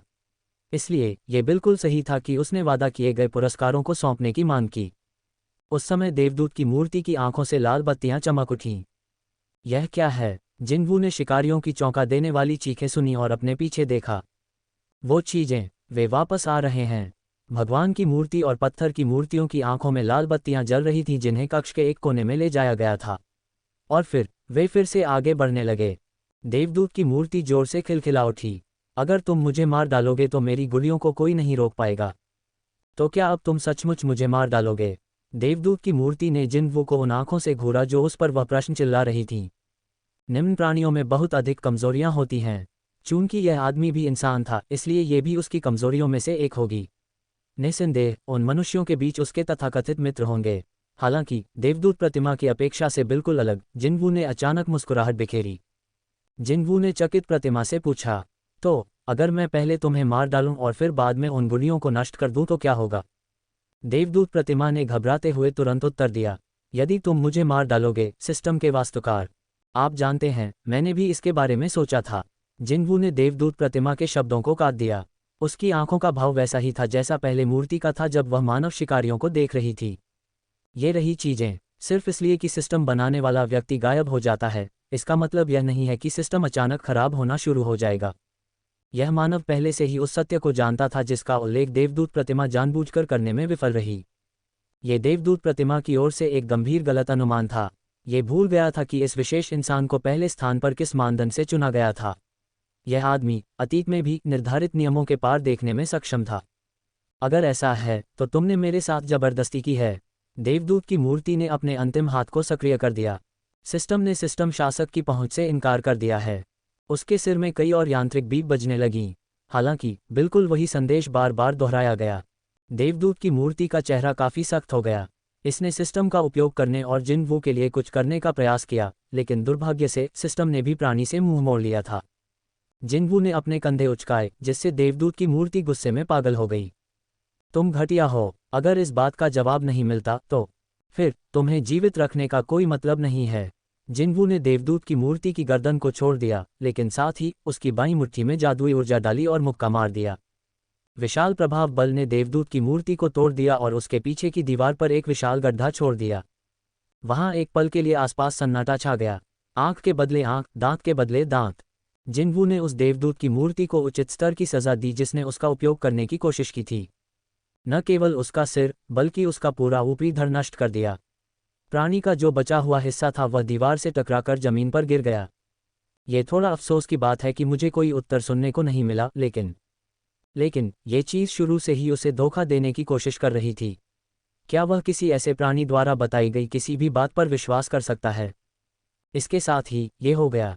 जैसे कि वह पछतावा दूर कर रहा था, जिनवू ने हल्के से अपने बाएं हाथ से धूल झाड़ दी। यही वह क्षण था जब उसने हताश स्वर में उसे पुकारते हुए सुना, सियोंग हंटर महोदय। जिनवू तेजी से घूमा। वह देवदूत की मूर्ति पर बहुत अधिक ध्यान केंद्रित कर रहा था और अन्य पत्थर की मूर्तियों के बारे में भूल गया था। अपनी मृत्यु से ठीक पहले देवदूत की मूर्ति के आदेश के अनुसार ये चीजें शिकारियों पर अंधाधुंध हमला कर रही थीं। हंटर सेओंग चोई जोंगइन ने दयनीय रूप से जिनवू की तलाश की क्योंकि उसने पत्थर की मूर्तियों को दूर रखने के लिए अपने जादू का इस्तेमाल किया था। फिर भी उसके पुकारने पर भी ये मूर्तियां काली आंधी की भांति झुंड बनाकर उनके ऊपर गिर रही थीं। वूजिन चेओल की ठुड्डी पर एक पत्थर की मूर्ति लगी और वह अपने पैरों पर लड़खड़ाने लगा। उसने अपने लड़खड़ाते पैरों के साथ अपना संतुलन बनाए रखने की कोशिश की। उसकी आंखें दाएं बाएं खोज रही थीं। उसने अपने साथी शिकारियों के खून और पसीने को हवा में उड़ते हुए देखा, क्योंकि वे उन पर हमला कर रहे राक्षसों के खिलाफ सख्त प्रतिरोध कर रहे थे। उसके सिर का अंदरूनी हिस्सा खाली हो गया। मैं अभी क्या कर रहा था? जब उसे होश आया तो पत्थर की मूर्ति उसकी नाक के ठीक सामने थी। उसने पुष्टि की कि अभी अभी उसकी ठुड्डी पर क्या चोट लगी थी। ये वास्तव में एक विज्ञापन पुस्तक थी जिसमें कई विश्वकोशों की मोटाई एक साथ रखी गई थी। बेशक वह पत्थर से बना था, इसलिए ये स्पष्ट था कि उसका सिर उसी तरह घूमेगा। नहीं, एक मिनट रुकें। क्या एक मोटी किताब को घातक हथियार माना जा सकता है? वहां एक संक्षिप्त क्षण के लिए वूजिन चेओल को टेलीविजन पर प्रसारित एक निश्चित आपराधिक कानून संशोधन प्रक्रिया को देखने की याद आए और वह खुद ही मुस्कुराया। किसी भी स्थिति में अब उसके पास पुस्तक को रोकने की कोई ताकत नहीं थी, न ही वह अब इसे टाल सकता था। उसके पास निश्चित रूप से जवाबी हमला करने की भी ताकत नहीं बची थी। और यही कारण है कि अंततः उसने एक व्यंग्यात्मक मुस्कान के साथ हार मान ली। लेकिन फिर पत्थर की मूर्ति का सिर दो हिस्सों में बंट गया और राक्षस ऐसे दूर जा गिरा जैसे किसी विस्फोट में बह गया हो। इससे उसका दिमाग अचानक जाग गया। उसने अपना मन साफ करने के लिए अपनी आंखें झपकाईं और अपना सिर हिलाया और अंततः एक परिचित व्यक्ति को अपने बगल में खड़ा पाया। क्या आप ठीक हो? वूजिन चेओल उस पल केवल हौन ही सकता था। वह परिचित व्यक्ति कोई और नहीं बल्कि सियोंग जिनवू था। वूजिन चेओल ने अपने चेहरे पर आश्चर्य का भाव बनाए रखा क्योंकि वह एक प्रश्न को लीक करने में कामयाब रहा। किसी भी संयोग से आपने केवल नंगे हाथों का उपयोग किया। आइए विवरण के बारे में बाद में बात करेंगे। जिनवू मॉनिटरिंग डिवीजन के घबराए हुए प्रमुख को पीछे छोड़कर कहीं और भाग गया। फिर भी उसने कभी भी खोज करना बंद नहीं किया और अंततः उसे उधर ही प्रकाश को प्रतिबिंबित करती हुई एक निश्चित चीज दिखाई दी। यह उसका लापता डेमन किंग्स शॉर्ट स्वॉर्ड था। जिनवू ने अपना हाथ हथियार की ओर बढ़ाया। उसने अदृश्य हाथ को सक्रिय किया और अपनी शॉर्ट स्वॉर्ड को वापस अपनी पकड़ में ले लिया। उसके हाथ से संचरित पकड़ की भावना शीर्ष स्तर पर बनी रही। सबसे पहले उसने अपना रास्ता रोक रही एक कष्टप्रद पत्थर की मूर्ति को लात मारकर हटा दिया और उन सभी मूर्तियों को काटना शुरू कर दिया जो मानव शिकारियों से उलझ रही थीं। ऐसा करते करते उसने एक गहरी सांस ली। समय बहुत धीमा हो गया, लेकिन केवल वही अबाधित और स्वतंत्र रहा। इसके तुरंत बाद जिनवू मौके से गायब हो गया और उस मूवमेंट का उपयोग करते हुए जिसका अनुसरण शीर्ष क्रम के शिकारी भी नहीं कर सकते थे, उसने सभी पत्थर की मूर्तियों को नष्ट करना शुरू कर दिया। एक साथ 4 पत्थर की मूर्तियां टूटकर गिर गईं। जो शिकारी जिनवू के समय पर हस्तक्षेप के कारण बमुश्किल जीवित बचे थे, वे केवल आश्चर्यचकित होकर देख सकते थे क्योंकि उनके जबड़े फर्श पर गिर गए थे। वू जिनचेओल अंततः इन शिकारियों के पास पहुंचा और चुपचाप उनसे बात की। आप बस इतना ही सोच सकते हैं, क्या मैं सही हूं? शिकारियों ने सिर हिलाया। हाँ, मैं भी आपके जैसा ही हूं। वू जिनचेओल ने अब तक ये दृश्य कई बार देखा था, लेकिन फिर भी उसके मुंह से केवल आश्चर्य की सांस ही निकल रही थी। वह व्यंग्यपूर्वक मुस्कुराया और अपने होठों के बीच सिगरेट रख ली। निगरानी प्रभाग का एक शिकारी उसके बगल में खड़ा था। मुखिया, क्या हमारा इस तरह पीछे हटना ठीक रहेगा? अभी सेउंग हंटर अभी भी राक्षसों से उलझ रहा है। मॉनिटरिंग डिवीजन के शिकारी ने अपना सिर जिनवू की ओर घुमाया, लेकिन उसका जबड़ा भी खुल गया। वू जिनचेओल ने इस आदमी के ढीले मुंह में एक और सिगरेट रख दी और अपने अधीनस्थ के लिए सिगरेट भी जला ली। क्या आप देख सकते हैं कि हमें उसकी मदद कैसे करनी चाहिए? नहीं सर, मैं नहीं कर सकता। तो यहीं रहो और चुपचाप धूम्रपान करो। हाँ सर। शिकारियों ने विस्मय भरी निगाहों से जिनवू को देखा, लेकिन फिर भी वो जिनचेओल के चारों ओर झुंड बनाना नहीं भूले और परिणामस्वरूप उसकी सिगरेट का भंडार बहुत जल्दी खत्म हो गया। लेकिन किसी कारण से उसकी नाक में थोड़ी सी चुभन होने लगी। मुझे ये भी याद नहीं है कि मैं इस जगह पर कितनी बार लगभग मर चुका था। उसने सोचा कि वे राक्षस एक दीवार हैं जिसे वह कभी भी पार नहीं कर सकता, चाहे वह कितनी भी कोशिश कर ले। लेकिन अब जिनवू को अकेले ही उन चीज़ों को दूर करते हुए देखकर राहत की भावना और खुशी की शक्तिशाली भावना उसके दिल में उमड़ रही थी। चीफ, क्या आप रो रहे हैं? नहीं, तुम मूर्ख हो। बस यही मसालेदार सिगरेट है। ठीक है, हो सकता है कि सिगरेट का ये बैच आज उनके लिए बहुत मसालेदार हो, क्योंकि इन सभी शिकारियों की आंखों में आंसू की बूंदें स्पष्ट रूप से दिखाई दे रही थीं। सोहन की हून अपनी ढाल से भगवान की मूर्ति के मुंह को रोकने में कामयाब रहा और हौंकते हुए दर्द भरी घुरघुराहट भरी आवाज निकाली। उसके घुटने जोर से अकड़ रहे थे। आसपास कोई उपचारक नहीं होने के कारण उसके पास अकेले ही प्रभाव बल लेने के अलावा कोई विकल्प नहीं था, लेकिन वह जानता था कि इससे अधिक कुछ भी बहुत अधिक मांग रहा था। उसने दर्द से अपना सिर एक तरफ घुमाया और अपने साथी शिकारियों की एक शांत सभा को वहां बैठे देखा। क्या बकवास है! वह अकेले ही भगवान की मूर्ति के हमलों को रोकने की कोशिश में खून बहा रहा था, फिर भी कोई उसकी मदद करने की कोशिश क्यों नहीं कर रहा था? सोहन की हून को बहुत गुस्सा आया और वह उन पर गुस्से से चिल्लाया। आप सभी क्या सोचते हैं कि आप क्या कर रहे हैं? जब उसने ऐसा किया तो सभी शिकारी उसके ऊपर आ गए। सोहन की हून ने इसका मतलब ये निकाला कि जैसे वे उसे एक और हमले की चेतावनी दे रहे थे, इसलिए वह बहुत घबरा गया और अपनी ढाल फिर से ऊपर उठा ली। हालांकि अपेक्षित हमला नहीं हो सका।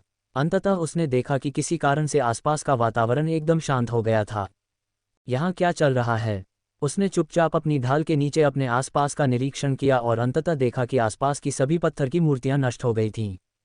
यह क्या है? वह घबरा गया और उसने झट से ढाल नीचे कर दी, और इससे उसे ये देखने का मौका मिला कि उसके ऊपर क्या चल रहा था। उसने एक गगनचुंबी इमारत जितनी ऊंची भगवान की मूर्ति और जिनवू को उस मूर्ति के कंधे पर खड़ा देखा। इससे पहले भी सोहन की हूं अपने आश्चर्य के साथ समाप्त हो गया था। जिनवू के मुंह से भगवान की मूर्ति के चेहरे का बचा हुआ आधा हिस्सा उड़ गया। अब उसका सिर गायब होने के कारण विशाल मूर्ति अस्थिर रूप से इधर उधर डगमगाने लगी। सोहन की हून को एहसास हुआ कि कुछ गड़बड़ होने वाली है और वह ऐसे भागा जैसे उसकी पीठ में आग लग गई हो। और जैसे ही उसकी इंद्रियों ने उसे चेतावनी दी थी, भगवान की मूर्ति वहीं गिर गई जहां वह एक सेकंड पहले खड़ा था। दम घोंटने वाली धूल का एक बादल उठा और इस जगह के पूरे अंदरूनी हिस्से को भर दिया। चोई जोंग इन को बार बार खांसी आ रही थी और वह अपने ऊपर से धूल उड़ाते हुए तेजी से चाहे इनकी ओर बढ़ा। हंटर चा, अध्यक्ष, तुम कैसा महसूस कर रही हो? क्या आप खड़ी हो सकती हैं? वह भी जमीन पर पड़ी दर्द से कराह रही थी। उसने उसके सवाल पर अपना सिर हिला दिया। उसके शरीर का एक भी हिस्सा अभी ठीक नहीं था। चोई जोंग इन की भौहें तन गईं क्योंकि वह इस पर कुछ हद तक असहाय महसूस कर रहा था। मुझे अपनी मदद करने दें। धीरे धीरे खड़े होने का प्रयास करें। जैसे ही वह चाहे इनका समर्थन करने की कोशिश कर रहा था, कमरे में सभी पत्थर की मूर्तियों को खत्म करके जिनवू उसके बगल में आ गया। क्या ये ठीक रहेगा अगर मैं चा हंटर निम की सहायता करूं? चोई जोंग इन ने अपनी नज़र उस आवाज़ की दिशा की ओर घुमाई। तभी उसने सोचा कि थोड़ी देर के लिए चाहे इन उसका हाथ दूर कर रही थी। उसने कुछ अचंभित होकर उत्तर दिया, हाँ, क्यों नहीं। जिनवू ने तुरंत उसे आलिंगन में उठा लिया। चाहे इनका चेहरा तुरंत लाल हो गया। कृपया थोड़ी देर और रुकें। जिनवू तुरंत बाहर की ओर भागा और बंद दरवाजे पर जोर से लात मारी। इस तरह के एक बंद दरवाजे को केवल उससे एक अच्छी किक की जरूरत थी। वह मजबूत दरवाजा, जो इन उच्च कोटि के शिकारियों के धक्का देने पर एक इंच भी हिलना नहीं चाहता था, एक क्षण में नष्ट हो गया। उसने सावधानी से उसे चैम्बर के बाहर लिटा दिया और अपने इन्वेंटरी को बुलाया। उसकी मौजूदा हालत काफ़ी खराब थी। जिनवू ने तुरंत एक बेहतर ग्रेड हीलिंग औषधि खरीदी और सावधानीपूर्वक शीशी को उसके मुंह में खाली कर लिया। उसके घाव बहुत ही अविश्वसनीय दर से ठीक होने लगे। आखिर कैसे? जिनवू ने अपनी तर्जनी उठाई और उसके होठों को दबाया। अभी उसको समझाने के लिए उपयुक्त नहीं था। शिकारी एक एक करके कक्ष से बाहर निकले। क्या इसे दुर्भाग्य के सागर में आशा की किरण कहा जा सकता है? उनकी वर्तमान उपस्थिति वास्तव में मनहूस थी, लेकिन शुक्र है कि उनमें से किसी को भी आपातकालीन चिकित्सा सहायता की आवश्यकता नहीं पड़ी। जिनवू ने स्टोव का इंटरफेस बंद कर दिया। उपचार औषधि के अस्तित्व को न जानते हुए शिकारी और उनकी आंखें केवल तभी अपनी जेब से बाहर निकल सकी जब चाहे इन वापस खड़ी हो गई, जैसे कि कुछ भी गलत नहीं हुआ था। लेकिन चाह हंटर निम, क्या आप घायल नहीं थी? वह पलटकर जवाब देने ही वाली थी कि तभी उसकी नज़र जिनवू पर पड़ी और उसने तुरंत बातचीत को दूसरी ओर मोड़ दिया। यह उस पर चर्चा करने का सही समय नहीं है, इसलिए पहले यहाँ से निकलें। सभी शिकारी उससे सहमत थे। क्या कोई और जीवित बचा है? उसने जिनवू से पूछा, जिनके पास समूह में सबसे अच्छी संवेदी धारणा थी। उसने कक्ष के भीतरी भाग की ओर देखा और अपना सिर हिलाया। केवल 17 लोग कक्ष के बाहर खड़े रहे। अंदर कदम रखने वालों में से आधे से अधिक की मृत्यु हो चुकी थी। इस मुठभेड़ में बच निकलने की उनकी खुशी थोड़ी देर के लिए ही रही और माहौल उदास और बोझिल हो गया। उस मामले में चाहे इन कठोर चेहरे के साथ मुड़ी, लेकिन जिनवू ने आगे बढ़कर उसकी कलाई पकड़ ली। वह उसकी ओर मुख करके मुड़ी। हंटर्स गिल्ड के यहाँ आने का कारण कौन था? वह इस समय किसी और चीज़ को लेकर बहुत अधिक उत्सुक था। क्षमा करें, लेकिन जापान को क्या हुआ? जिनवू ने रैनकेस गेट की कालकोठरी तोड़ने से ठीक पहले यहाँ प्रवेश किया था और इसलिए वह जापान से आने वाली खबरों के बारे में वैध रूप से उत्सुक हो रहा था। चाहे इन थोड़ा झिझकी, लेकिन अंततः एक उपयुक्त विवरण लेकर आए। वे नष्ट हो गए हैं। चैप्टर 165। तो अंत में वही हुआ। गेट को अवरुद्ध करने की योजना उसी समय से काफ़ी खतरनाक लग रही थी जब यूरी ओर्लोव के मन में यह विचार आया। इसके अलावा क्या वह एक रैनकेस गेट से निपटने की कोशिश नहीं कर रहा था? इससे कोई फर्क नहीं पड़ता कि यह हंटर था या गेट। रैनकेस ने दर्शाया कि किसी चीज़ का मूल्यांकन करना असंभव था। मतलब किसी को ठीक से पता नहीं था कि गेट से क्या निकलेगा, न ही आगे किस तरह की घटनाएं घटेंगी। फिर भी यूरी ओर्लोव ने अपनी ताकत को बहुत अधिक महत्व दिया और अंत में उसकी मूर्खता का वास्तव में भयावह परिणाम हुआ। जिनवू की अभिव्यक्ति बहुत जटिल हो गई। एसोसिएशन के अध्यक्ष गो गनहुई ने उसे बताया था कि जापानी शिकारी जेजू द्वीप में क्या करने की कोशिश कर रहे थे। यह अज्ञात था कि उनका वास्तविक लक्ष्य क्या था, लेकिन फिर भी उन्होंने अपनी योजना शुरू कर दी। यदि जिनवू समय पर नहीं आता तो कोरियाई शिकारियों के लिए वहां से जीवित निकलना बेहद मुश्किल होता, भले ही उत्परिवर्तित चींटी राक्षस नहीं आया होता। और इस तरह की कुछ गुप्त कोशिश करने के बाद भी जापानी एसोसिएशन के अध्यक्ष के घटिया आदमी को गो गनहुई को धमकी देने के लिए दक्षिण कोरिया जाने का साहस हुआ। वह आदमी सज़ा का हकदार है, इसमें कोई शक नहीं। हालांकि ये कहानी केवल जापानी एसोसिएशन के दिमागी भरोसे के साथ साथ शीर्ष क्रम के शिकारियों के लिए थी जिन्होंने बदबूदार योजना में भाग लिया था। उस कहानी में शामिल नहीं किए गए निर्दोष जापानी नागरिक निश्चित रूप से इसके लायक नहीं थे। हो सकता है कि दोनों देशों के बीच कुछ अनसुलझी ऐतिहासिक भावनाएं रही हों, लेकिन वह इतना गंभीर पाप नहीं था कि इसके कारण बड़ी संख्या में लोगों को मरना पड़े। इससे भी बुरी बात यह है कि यह विशेष कालकोठरी तोड़ना शहर के मध्य में हुआ। सिर्फ एक स्कूल के गेट से निकले कुछ ऑक्स के कारण वहां के लगभग आधे छात्रों की जान चली गई थी। हालांकि यदि 13 मिलियन से अधिक आबादी वाले एक विशाल शहर के बीच में एक रैनकेस गेट खुल जाए तो क्या होगा? जाहिर है इसका अंतिम परिणाम सचमुच भयानक होगा। यह न भूलें कि यह परिणाम आंशिक रूप से स्वयं उनके द्वारा भी लाया गया था। यदि गोटो ryuji और अन्य शीर्ष जापानी शिकारी अभी भी जीवित होते तो अंतिम परिणाम अलग हो सकता था। गोटो ryuji मजबूत था। वह इतना ताकतवर था कि उस समय एक पल के लिए जिनवू को खतरे में डाल सकता था। यहाँ तक कि जब जापानी शिकारी के हमले से उसकी आंख बमुश्किल एक बाल के बराबर भी छूटी तो उसे बहुत आश्चर्य हुआ। क्या यही सब होगा? जेजू द्वीप पर पाया गया हर एक मृत जापानी शिकारी एक असाधारण व्यक्ति था जो कोरिया के अपने रैनकेस हंटर्स से भी आगे था। हो सकता है कि वह उनकी लड़ाई शैलियों को नहीं जानता हो, लेकिन कम से कम उनकी लाशों पर अभी भी बची हुई जादुई ऊर्जा की मात्रा की जांच करने के बाद उसे यही आभास हुआ। उस समय जिनवू निर्दोष मनुष्यों को मरे हुए में नहीं बदलना चाहता था, इसलिए उसने उन्हें छोड़ दिया। लेकिन वे इतने असाधारण शिकारी थे कि वह उन्हें छाया सैनिकों में बदलने के लिए बहुत प्रलोभित हुआ। हालांकि जब मैं सोचता हूं कि वे क्या करने की कोशिश कर रहे थे तो उन्हें छाया सैनिकों में बदलना बिल्कुल ठीक होता। बहुत बुरा हुआ, उसे सच्चाई के बारे में काफ़ी समय बाद पता चला, इसलिए वह इस बारे में कुछ नहीं कर सका। किसी भी मामले में ऐसे शक्तिशाली शिकारियों को एक ही बार में मार डाला गया, इसलिए ये स्पष्ट था कि जापान के पास अपनी सीमाओं के भीतर दिखाई देने वाले रैंकेस गेट से निपटने के लिए पर्याप्त कर्मियों की कमी थी। अंत में ये घटना स्वर्ग द्वारा रचित कोई आपदा नहीं थी, बल्कि इंसानों के लालच के कारण हुई कुछ घटना थी। दूसरे शब्दों में, एक मानव निर्मित आपदा। चाहे इनने चिंतित होकर उसे पुकारा। अब भी जिनवू ने उसकी कलाई पकड़ रखी थी। मुझे माफ़ करें, मैं अभी कुछ और सोच रहा था। जिनवू ने उसका हाथ छोड़ दिया। चाहे इनने जिस कारण से उसे बुलाया वह कलाई के कारण नहीं था, बल्कि उसका रंग नीले रंग से काफ़ी गहरा हो गया था, इसीलिए। क्या उसके परिवार के कोई सदस्य या रिश्तेदार जापान में रहते थे? तभी ऐसा प्रश्न उसके मन में बार बार आता जाता रहा। उसे अभी भी इस बात का अंदाजा नहीं था कि जापानी हंटर एसोसिएशन ने इतनी घिनौनी साजिश रची है। इसलिए उसने जापान में होने वाली घटनाओं को केवल एक दुर्घटना के रूप में सोचा। नहीं, अधिक सही ढंग से एक भयावह घटना के रूप में।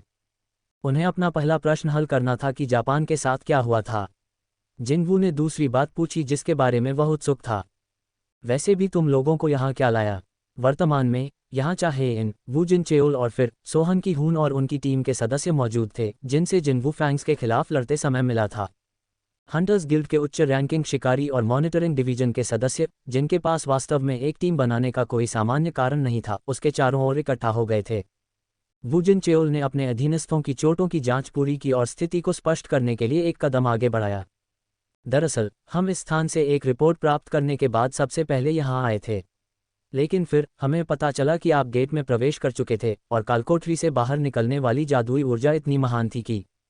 जिनवू ने अपनी निगाहें निगरानी प्रभाग के प्रमुख की ओर स्थानांतरित कर दीं। शायद हताहतों की संख्या बहुत अधिक थी। वू जिनचेओल की अभिव्यक्ति इस समय वास्तव में कठोर थी। हमने सोचा कि हमारी ताकत पर्याप्त नहीं होगी, इसलिए मैंने हंटर्स गिल्ड से सहायता मांगी जो पास में छापेमारी की तैयारी कर रही थी। आपातकालीन स्थिति में सहायता का अनुरोध करने का अधिकार, यह एसोसिएशन के गिल्ड पर अधिकार का सर्वोच्च रूप था। यहाँ तक कि हंटर्स गिल्ड भी अनुरोध को अस्वीकार नहीं कर सका। कई लोग उसकी सहायता के लिए आए थे और इस प्रक्रिया में कई दुर्भाग्यपूर्ण बलिदान देने पड़े। जिनवू को लगा कि उसका दिल दुखने लगा है। जैसे जैसे युवा चिंतन में शांत होते गए, वू जिनचेओल ने सावधानी से एक प्रश्न उठाया। क्या मुझे आपसे एक सवाल पूछने की इजाज़त है? हाँ। आपको कैसे पता चला कि आपको इस विशेष गेट में दोहरी कालकोठरी मिलेगी? ये पूछने के लिए एक बहुत ही प्रासंगिक प्रश्न था। हंटर्स गिल्ड के अध्यक्ष के रूप में, जिसे आज भारी नुकसान हुआ था, चोई जोंगिन को भी इस बारे में गहरी जिज्ञासा थी। सेओंग जिनवू को कैसे पता चला कि रैंक्सी गेट के भीतर एक दोहरी कालकोठरी छिपी हुई थी और हर किसी की कल्पना को पार करने में सक्षम एक राक्षस वहां उसका इंतजार कर रहा था? जिन शिकारियों ने यहां आने से पहले इसके बारे में सुना था वे सभी इस अनुत्तरित प्रश्न से काफ़ी हैरान महसूस कर रहे थे। जिस गुफा में वे थे वह कांप उठी। गेट ने उन्हें संकेत भेजा कि यह अब बहुत देर बाद बंद नहीं होगा। फिर भी इन शिकारियों का ध्यान पूरी तरह से जिनवू के उत्तर पर केंद्रित था। जिनवू ने जितना हो सके उतना ईमानदार रहने का फैसला किया। इसने मुझे यहाँ बुलाया। रुको, इसने तुम्हें यहाँ बुलाया है? वू जिनचेओल ने वापस पूछा, उसकी अभिव्यक्ति से उसका अविश्वास झलक रहा था। हाँ, मुझे एक संदेश मिला जिसमें मुझसे यहाँ आने के लिए कहा गया। क्या हम भी वह संदेश देख सकते हैं? जिनवू ने अपना सिर हिलाया। फिर उसने अपनी उंगली से अपनी कनपटी की ओर इशारा किया। मुझे माफ़ करें, यह एक संदेश था जो मेरे दिमाग में आया। किसी को भी जिस उत्तर की उम्मीद नहीं थी, उसने सभी को अवाक कर दिया। हालांकि जिनवू यहाँ झूठ नहीं बोल रहा था। ये सिर्फ इतना था कि उसने कुछ अन्य अनावश्यक विवरणों को छोड़ दिया और केवल सत्य का मूल बता दिया, बस इतना ही।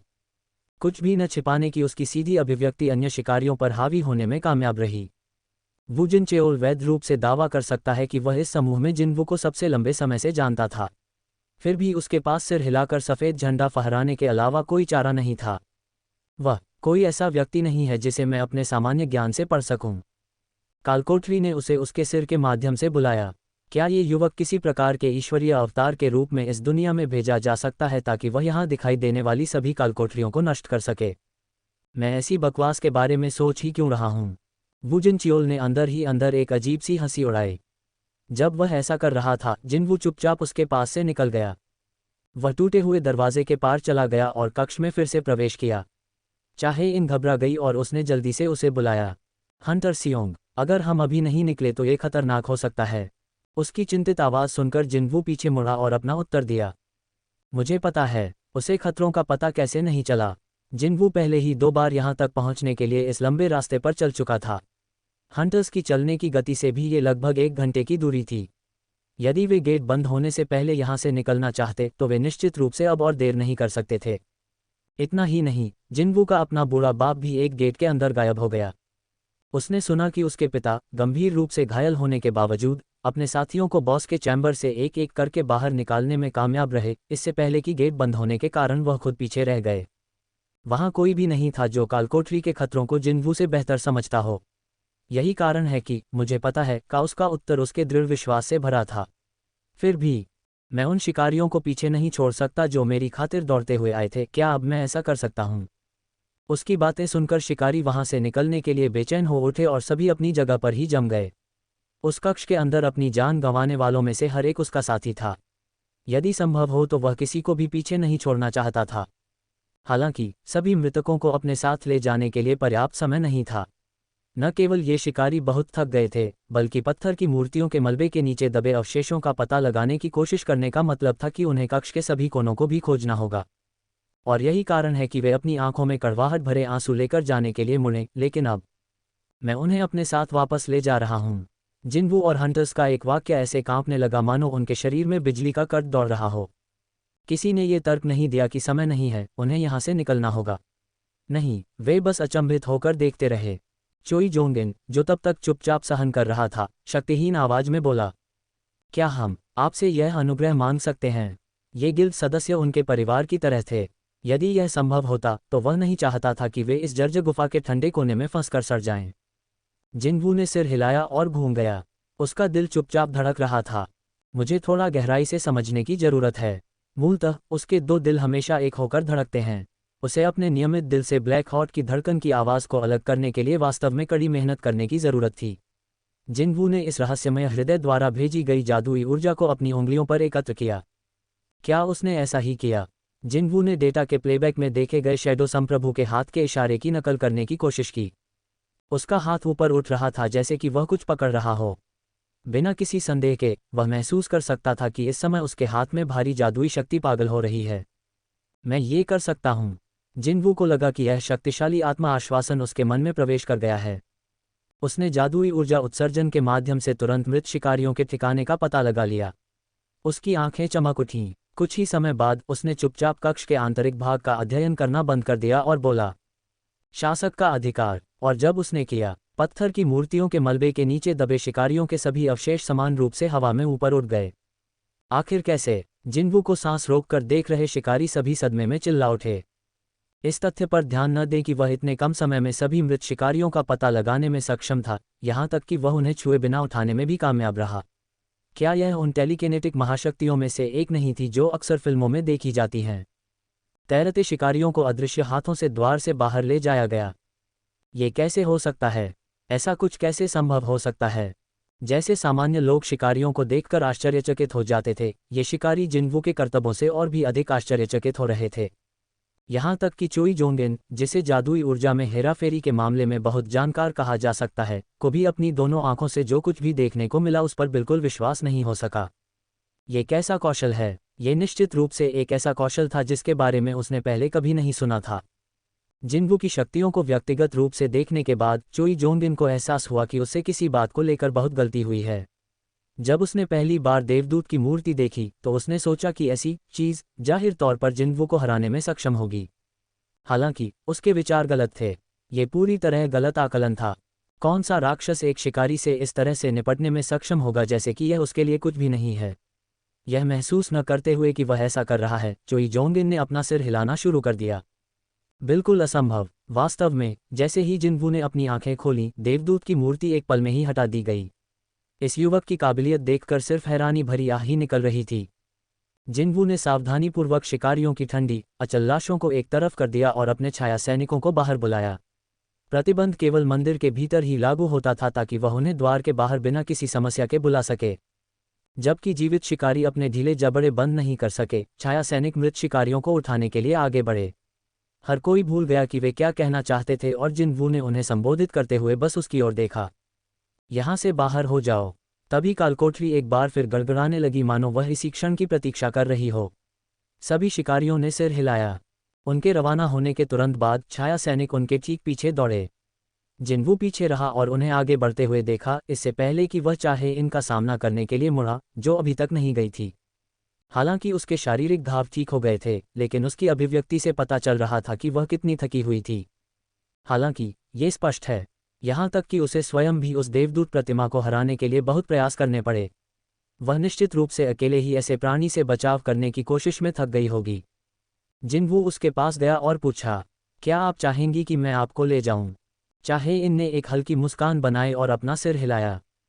उसने फिर से उसकी कलाई पकड़ने के लिए हाथ बढ़ाया और वह चुपचाप उसे देखती रही। वह चाहता था कि वह कम से कम थोड़ा सा सहज महसूस करे, इसलिए उसने आराम से उससे बात की। हमें भी आगे बढ़ना चाहिए। अपने साथियों की मौत से उदास चाहे इन ने बिना शब्द कहे अपना सिर हिलाया। शिकारी गेट से एक एक करके निकलने लगे। उस समय तक गेट के बाहर इंतजार कर रहे लोगों को अंदर होने वाली घटना के पैमाने का अंदाजा नहीं था। हालांकि मृत शिकारियों को छाया सैनिकों द्वारा ले जाते हुए देखने के बाद उन सभी को एहसास हुआ कि वास्तव में कुछ बुरा हुआ था। अरे बाप रे, क्या वो सब ब्रेवरी गिल्ड के जिन सदस्यों ने इस मामले की सूचना दी थी और पास खड़ी महिला एसोसिएशन कर्मचारी, सभी ने इस जुलूस को देखा और एक पल में उनका रंग उड़ गया। हताहतों की संख्या बहुत अधिक थी। क्या ये लोग देश के कुलीन शिकारी नहीं थे? हंटर्स गिल्ड और मॉनिटरिंग डिवीजन से जुड़े शिकारियों को कुछ सबसे अच्छे कहा जाता था। फिर भी सबके बाहर आने के बाद जिन्वू और चाहे इन एक साथ गेट से बाहर निकले। बाहर काफी समय बीत चुका था और रात भी हो चुकी थी। रिपोर्टर किम स्थिति पर नजर रखने के लिए तब तक वहीं रुका हुआ था, और जब उसने उन दोनों की स्थिति देखी तो सदमे से उसकी आंखें असाधारण रूप से चौड़ी हो गईं। इन दो रैंक एस हंटर्स के शरीर पर तीव्र युद्ध के भारी निशान स्पष्ट रूप से दिखाई दे रहे थे। सूखा हुआ खून, फटे कपड़े, उनके बिखरे हुए बाल। निश्चित रूप से चाहे इन तब भी काफी सुंदर लग रही थी, लेकिन हंटर सियोंग जिन्वू को यह एहसास हुआ कि वह अकेले ही एक कड़वे युद्ध से गुजर चुका है। यही है, वास्तव में यही है। रिपोर्टर किम ने अपने कांपते हाथों से अपना कैमरा उठाया। यही कारण था कि वह सबसे पहले पत्रकार बना, और वह इस तरह की घटना का दस्तावेजीकरण करना था। वह दूसरों को बताना चाहता था कि ऐसे कुछ लोग थे जो अपने देश के किसी भूले बिसरे कोने में जनता के लिए लड़ने के लिए स्वेच्छा से अपनी जान की बाजी लगा देते थे, भले ही सभी का ध्यान जापान में होने वाली घटनाओं पर केंद्रित था। देश के लगभग 20 शीर्ष शिकारी आज यहीं मारे गए थे। यदि ऐसा गेट टूट गया होता तो विनाश और जनहानि का पैमाना कल्पना से भी अधिक होता। इन लोगों और उनके बलिदानों ने भविष्य की त्रासदी को रोक दिया था। हालांकि अगर रिपोर्टर किम यहाँ नहीं होता तो क्या दूसरों को आज इन लोगों और उनकी वीरतापूर्ण लड़ाई के बारे में कभी पता चल पाता? वह एसोसिएशन के चारों ओर चक्कर लगा रहा था ताकि एक दिन उसे इस तरह की कहानी मिल सके। वह भावनात्मक रूप से इतना भावुक हो गया था कि तस्वीरें खींचते समय उसकी आंखों में आंसू आ रहे थे। गेट से बाहर निकलते ही वू जिनचेओल ने अपने पैरों की सारी ताकत खो दी और जमीन पर बैठ गया। जिनवू ने उसकी तलाश की और करीब चला गया। वू जिनचेओल ने उठने की कोशिश की, लेकिन जिनवू ने वृद्ध व्यक्ति को रोक दिया। इसके बजाय बाद वाले ने रिपोर्टर किम की ओर इशारा किया। वह मेरी तस्वीरें ले रहा है, लेकिन क्या इसकी अनुमति है? वू जिनचेओल ने मुस्कुराते हुए अपना उत्तर दिया। व्यक्तिगत क्षमता में आपको फिल्माना वास्तव में अस्वीकार्य है, सेओंग हंटर। हालांकि जेजू द्वीप पर छापे की तरह ही घटना पर रिपोर्ट को रोकना असंभव है। जिनवू ने सिर हिलाया। हालांकि अगर माँ उसका अस्त व्यस्त रूप देखती तो चिंतित हो जाती। वह ऐसा होने को लेकर थोड़ा चिंतित था, लेकिन फिर इसका मतलब यह नहीं था कि वह रिपोर्टर को उसका काम करने से जबरन रोक सकता था। दरअसल वह रिपोर्टर वही कर रहा था जो उसे करना चाहिए था। उन्होंने ये भी कामना की कि कोई दुनिया को इन शिकारियों द्वारा किए गए अंतिम बलिदानों के बारे में बताए, ताकि यह सुनिश्चित हो सके कि निकट भविष्य में भी कोई त्रासदी सामने न आए। ऐसा लग रहा था जैसे एक शांत हवा चल रही हो। पास आ रही एम्बुलेंसों से दूर से आने वाले सायरन की आवाज़ हवाओं द्वारा पहुंचाई गई। अगली सुबह एक प्रकाशन को छोड़कर हर अखबार ने जापान में हो रही कालकोठरी तोड़ की खबर को पहले पन्ने पर छापा। यह एकमात्र था जिसने दोहरी कालकोठरी घटना की खबर दी थी। उस दिन इस अखबार की सबसे ज्यादा प्रतियां बिकीं।